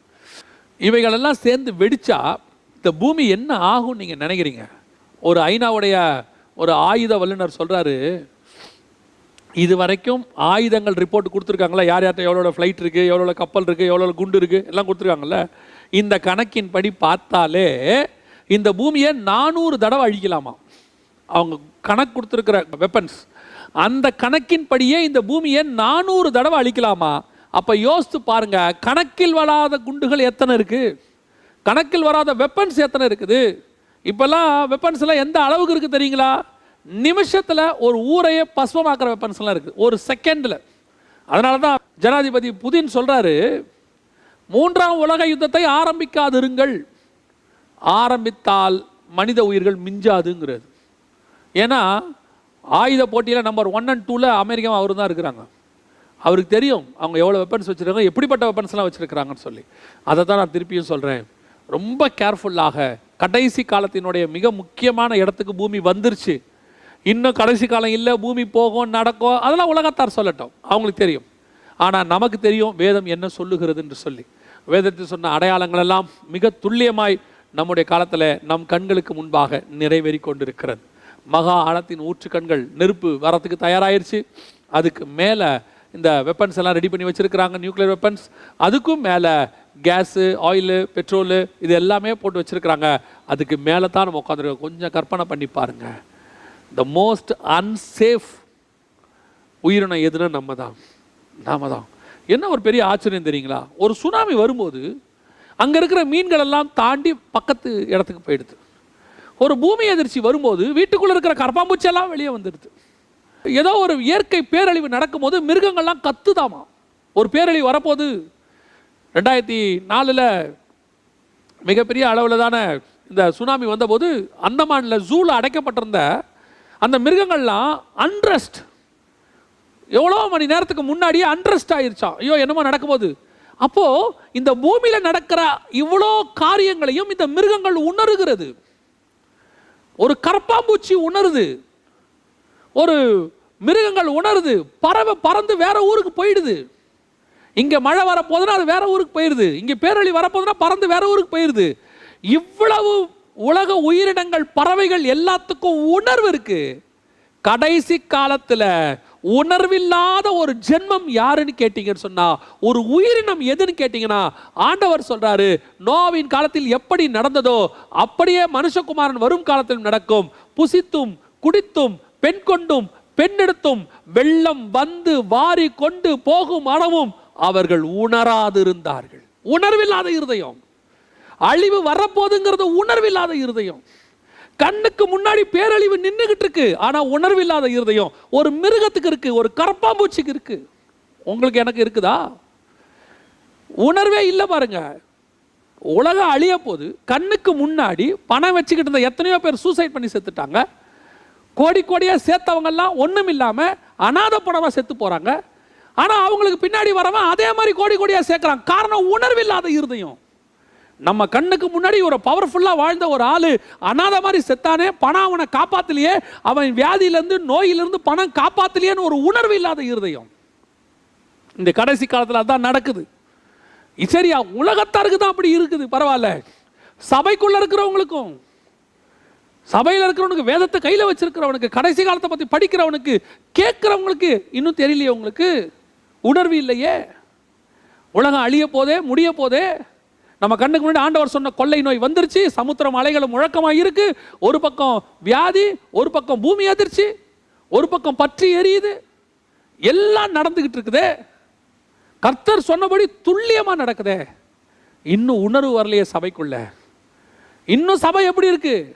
இன்னும் பாவத்தில் பெருகுது, இன்னும் பணத்தாசை, இன்னும் பொருளாசை, இன்னும் உங்களுடைய பணத்தாசைக்கு பொருளாசைக்கு தீனி போற மாதிரி ஊழியக்காரர் தானே தெரிஞ்சு கொள்றீங்க. நீங்க வசனம் சொல்லுது, தங்கள் இச்சைகளுக்கு ஏற்ற மாதிரி ஊழியக்காரனை தெரிந்து கொள்வார்கள். உங்க காதுக்கு இணைய பிரசங்கத்தை பேசி உன்னை அப்படி ஆக்க போறேன், இப்படி ஆக்க போறேன். எத்தனை கோடிக்கு நீ அதிபதியாக இருந்தாலும் பலத்தின் மிகுதினால் 80 தாண்ட முடியுமா? அதுல உடனே ஒரு பேராசை. என் பசங்களுக்கு வச்சுட்டு, உன் பையன் எவ்வளவு சாப்பிடுவான், உன் பேரப்பிள்ளை எவ்வளவு சாப்பிடுவான், நீ எத்தனை கோடி சேர்த்தாலும் காலங்காத்தால எழுந்திரிச்சு 2 கட்டு 500 ரூபா கட்டு டிஃபனுக்கும், 4 500 ரூபா கட்டு லஞ்சுக்கும், 3 500 ரூபா கட்டு டின்னருக்குமா திங்க போறான். எல்லாத்தையும் சேர்த்து வச்சு திங்கிறதுக்கு வழி இல்லாம, சாப்பிட்றதுக்கு வழி இல்லாம, உப்பு இல்லாமையும் சக்கரை இல்லாமையும் தின்னுக்கிட்டு இருக்கமே. உணர்வு வர வேண்டாம். சாப்பிட்றதுக்கு முன்னாடி மாத்திரை, சாப்பிட்ட பிறகு மாத்திரை, எல்லாத்தையும் போடுறமே, அதை போடும்போது உணர்வு வர வேண்டாம். எனக்கு இது அல்ல நிரந்தரம், முடிவை நெருங்குகிறது, நான் எப்படியாவது இந்த ஆத்ம மனமானதை நான் சந்திக்க வேண்டும். இனி காலம் செல்லாது, இனி கண்டிப்பாய் காலம் செல்லாது.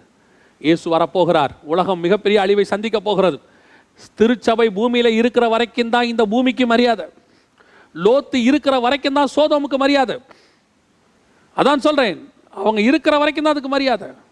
அதே மாதிரி சபை என்னைக்கு பூமி விட்டு எடுத்துக்கொள்ளப்படுகிறதோ அன்னைக்கு இந்த பூமிக்கு மரியாதை போயிடும். அதுக்கப்புறம் மிகப்பெரிய பேரழிவு. அதுக்கப்புறம் நீங்க வச்சிருக்கிற பணம் காப்பாத்தாது, நீங்க வச்சிருக்கிறதான ஆஸ்தி சம்பாத்தியம் காப்பாத்தாது, அங்கத்தை கட்டி தேடின தங்கம் காப்பாத்தாது, உங்க ஜாதி பெருமை காப்பாத்தாது, உங்க ஜாதி சங்கம் காப்பாத்தாது, எதுவும் காப்பாத்தாது. உன் தேவனாகிய கர்த்தர் ஒருத்தரை அண்டிக்கொள், அவரை மட்டுமே பற்றிக்கொள்.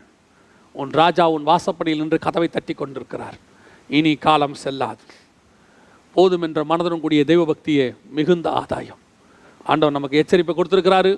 இந்த மிகப்பெரிய அழிவிலிருந்து தப்பிக்கிறதுக்கு என்ன செய்யணும்? நான் நேற்றும் சொன்னேன், இன்றைக்கும் சொல்கிறேன். அதான் சொல்லிவிட்டு நான் ஜெபம் பண்ணி முடிக்க விரும்புகிறேன். 7 காரியங்களை நீங்கள் கண்டிப்பாக செய்ய வேண்டும். இந்த 7 காரியங்களை செய்தால்தான் நீங்கள் வரப்போகிற பேரழிவிலிருந்து தப்பிச்சு வருகையில் போக முடியும். முதலாவதாக, ஆண்டவராக இயேசு கிறிஸ்துவை சொந்த இரட்சகராக நீங்கள் ஏற்றுக்கொள்ள வேண்டும். இயேசுவே, என் உள்ளத்தில் வாரும், என் பாவத்தை மன்னியும், உம்முடைய பிள்ளையாய் என்னை ஏற்றுக்கொள்ளும், உம்முடைய இரத்தத்தால் என்னை கழுவும். இதுதான் பாவமணி. இருதயத்தில் விசுவாசித்து வாயில் அறிக்கை பண்ணணும். நிறைய பேர் நினைக்கிறாங்க, அப்படின்னா நாங்களாம் மதம் மாறணுமா? ஆண்டவர் மதம் மாற்றத்தை எங்கேயுமே சொல்லலை, நாங்களும் சொல்லலை. ஒருவேளை யாராவது தப்பாக சொல்லியிருந்தாங்கன்னா அது அவங்களுடைய பாடு. ஆனால் வேதம் அதை சொல்லலை. இங்கே சொல்கிறது ஒன்றே ஒன்று தான், மனம் திரும்புங்கள், பரலோக ராஜ்யம் சமீபத்திருக்கிறது. ஆண்டவர் எதிர்பார்க்கறது மனமாற்றம் தான், பேர் மாற்றத்தையோ ஊர் மாற்றத்தையோ கிடையாது. ஆண்டவர் எக்ஸ்பெக்ட் பண்ணுறது ஒன்றே ஒன்று, மனமாற்றம். பாவத்திலிருந்து பரிசுத்தத்துக்கு நேராக மனமாற்றம், அக்கிரமத்திலிருந்து அநியாயத்திலிருந்து உண்மைக்கு நேராக மனமாற்றம். ஆண்டவர் உன்னை மீட்க விரும்புகிறார். ஒரு சிலர் நினைக்கிறாங்கன்னா, பிறப்பிலிருந்தே கிறிஸ்தவன், நாங்கள் தலைமுறையாக கிறிஸ்தவங்க, பாரம்பரிய கிறிஸ்தவர்கள். நீ யாராயிருந்தாலும் சரி, பாவ மன்னிப்பு பெறாமல் பரலோகத்துக்குள்ள போக முடியாது. இல்லை, நான் போய் மனுஷங்கிட்ட பாவ மன்னிப்பு கேட்டேன், நீ எந்த மனுஷங்கிட்ட போய் பாவ மன்னிப்பு கேட்டாலும் பரலோகத்துக்கு போக முடியாது. ஆண்டவராக இயேசு கிறிஸ்துக்கிட்ட முழங்கால் பட்டு உண்மையாய் உன் இருதயத்தை திறந்து நீ செய்த பாவங்களை அவர்கிட்ட அறிக்கையிட்டு நீ மன்னிப்பு கேட்கணும்.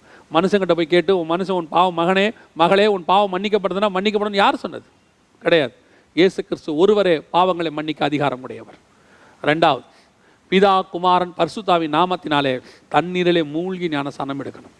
தண்ணீரில் மூழ்கி எடுக்காத ஞானசானமே கிடையாது. நிறைய பேர் கேட்குறாங்க, கள்ளன் ஞானசானம் எடுத்தானா அப்படின்னு சொல்லி. கள்ளன் நியாயப்பிரமாண முறைப்படி வருகிறவன், அவன் கிருபையின் பிரமாணத்துக்குள்ளே வரல. 2வது, அந்த காலத்தில் ஞானசானம் இருந்தாலும் அவன் ஞானசானம் எடுத்தானா? அவன் ஆண்டவர் பரதீசி கூட்டிகிட்டு போயிட்டாரே அப்படின்னா பரதீசிக்கு தான் போனானே ஒழிய அவன் பரலோகத்துக்குள்ளே பிரவேசிக்கலை. வேதம் தெளிவாக சொல்லுது, ஒருவன் ஜலத்தினாலும் ஆவியினாலும் பெறவாவிடில் பரலோக ராஜ்யத்துக்குள் பிரவேசிக்க முடியாது. அதனால் கள்ள ஞானசானம் எடுத்தா என்ன, எடுக்காட்டி என்ன, நீங்கள் ஞானசானம் எடுங்க. ரொம்ப முக்கியம். தண்ணியில் மூழ்கி எடுக்கணும். வேறு எந்த ஞானசானத்தையும் பைபிள் சொல்லலை. அது ஆண்டவர் எந்த இடத்துலையும் நமக்கு சொல்லவே இல்லை. அதெல்லாம் பின்பாக வந்த மனுஷருடைய பாரம்பரியதான வழிமுறைகள். தண்ணியில் மூழ்கி ஞானசானம் எடுக்கணும். 3வது, எபேசியர் 4:30 சொல்லுது, மீட்கப்படும் நாளுக்கென்று முத்திரையான பரிசுத்த ஆவி. பரிசுத்த ஆவியினுடைய அபிஷேகத்தை நீங்கள் பெற்றுக்கொள்ள வேண்டும். பரிசுத்த ஆவியானவர்லாம் கிடையாது, அப்படி ஒன்று இல்லை, அது ஆள் தத்துவமே இல்லை, அது சும்மா ஒன்று அப்படிலாம் சொல்லுவாங்க. பரிசுத்த ஆவியானவர் உண்டு. அவர்தான் சபையை நடத்துகிறவர், அவர்தான் போதிக்கிறவர், அவர்தான் போஷிக்கிறவர். இயேசு தெளிவாக சொல்லியிருக்கிறார், நான் போய் உங்களுக்கு தேற்றவாளனை அனுப்புவேன். சத்திய ஆவியாகிய அவர் வரும்போது, வெளிப்படுத்தின விசேஷம் தெளிவாக சொல்லுது, ஆவியானவர் சொல்லுகிறதை காதுள்ளவன் கேட்க கடவன். பரிசுத்த ஆவியின் அபிஷேகத்தை பெற்றிருக்கணும், ஆவியானவருக்கு நடக்கணும், அவர் சத்தத்தை கேட்கணும், அவர் சத்தத்துக்கு கீழ்ப்படியணும். அவர் தான் மீட்கப்படும் நாளுக்கென்று முத்திரையானவர். சில நேரங்களில் நம்முடைய பலவீனங்களில் அந்த பாவத்தை விடணும்னு நினைப்போம், விட முடியாது. நம்ம நினைப்போம், ஐயோ இதனால் விட முடியலையே.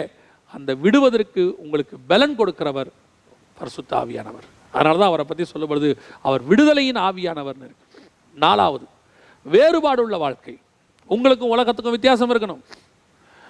அப்போஸ்தலர் நடவடிக்கை 2ஆம் அதிகாரம் 40ஆம் வசனத்தில் வசனம் சொல்லுது, மாறுபாடான இந்த சந்ததியை விட்டு விலகி உங்களை ரட்சித்துக் கொள்ளுங்கள். உங்களுக்கும் உலகத்துக்கும் வேறுபாடு இருக்கணும். உலகத்துக்கு ஒத்த வேஷம் தரிக்க கூடாதுன்னு பைபிள் சொல்லுது. ஆனால் உலகத்தை இன்னைக்கு கொண்டு வந்து சபைக்குள்ள நுழைக்கிறாங்க. கேட்டால் என்ன சொல்கிறாங்க, உலகனா என்னையா, உலகனா என்ன? அது ஆண்டவர் சொல்கிறது மென்டாலிட்டி. உனக்குள்ள உலகத்தின் மென்டாலிட்டி வரக்கூடாது. அதைத்தான் ஆண்டவர் சொல்கிறாரு. சபைக்குள்ள ஆடுறத சொல்லலை அப்படின்னு சிலர் சொல்கிறாங்க. கவனிச்சுக்கோங்க, உனக்குள்ளே இருந்தால் தான் அது உன் சபைக்குள்ளேயே வரும். இப்போ நீங்கள் என்ன சொல்கிறீங்கன்னா, எனக்குள்ளே இல்லை ஆனால் என் சபைக்குள்ளே இருக்குது. உலகத்தின் மென்டாலிட்டி எனக்குள்ளே இல்லை, சபைக்குள்ளே ஜாலியாக இருக்கிறோம்.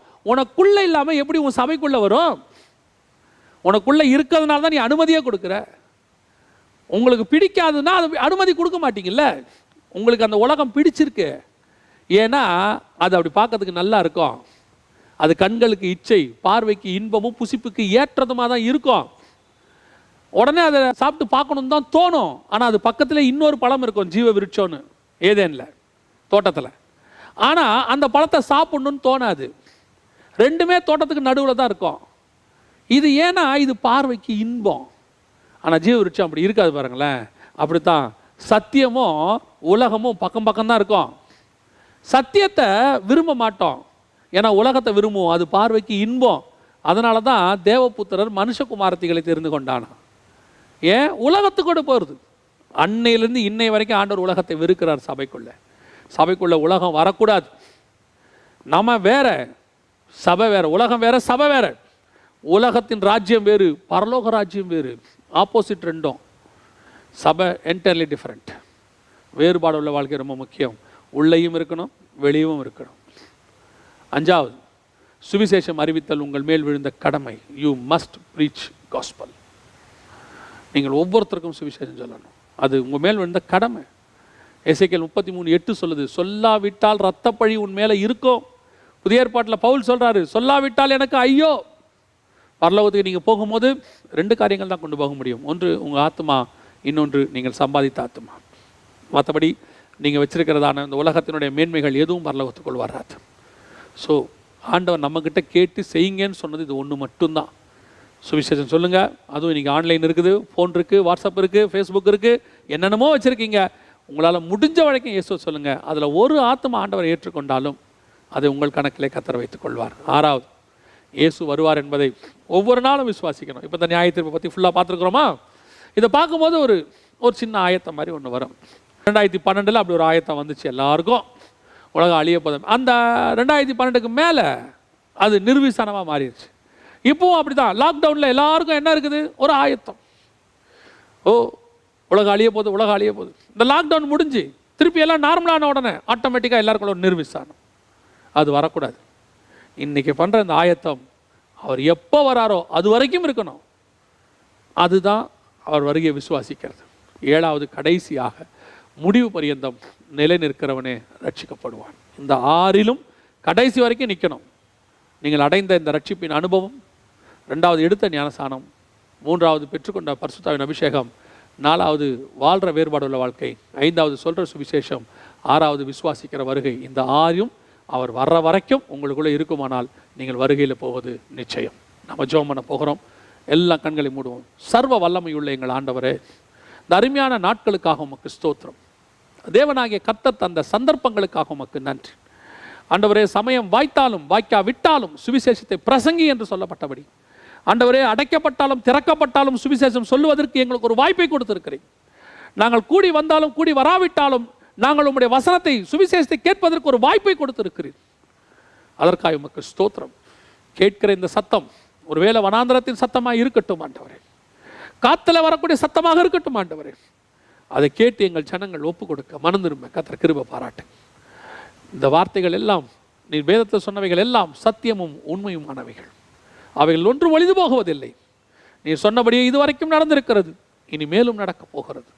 தேவனாகிய கர்த்தர் அதற்கு முன்பாக நீர் எங்களை ஆயத்தப்படுத்தி வேறு பிரித்து ஆண்டவரே எங்களை உமக்கென்று நீதிமான்களாக்கி மகிமைப்படுத்த போகிற தயவுக்காய் ஸ்தோத்திரம். உம்முடைய மகிமை மூடிக்கொள்ளட்டும். இந்த வார்த்தைகள் 100க்கு 100 பலன் கொடுக்கட்டும். கர்த்தாவே, இந்த திருச்சபையும் ஊழியர்களையும் திருச்சபை விசுவாச குடும்பங்களையும் கர்த்தர் ஆசீர்வதிப்பீராக. உம்முடைய மகிமை மூடட்டும். எங்கள் ஆண்டவர் இயேசுவின் நாமத்தில் பிதாவே, ஆமென்.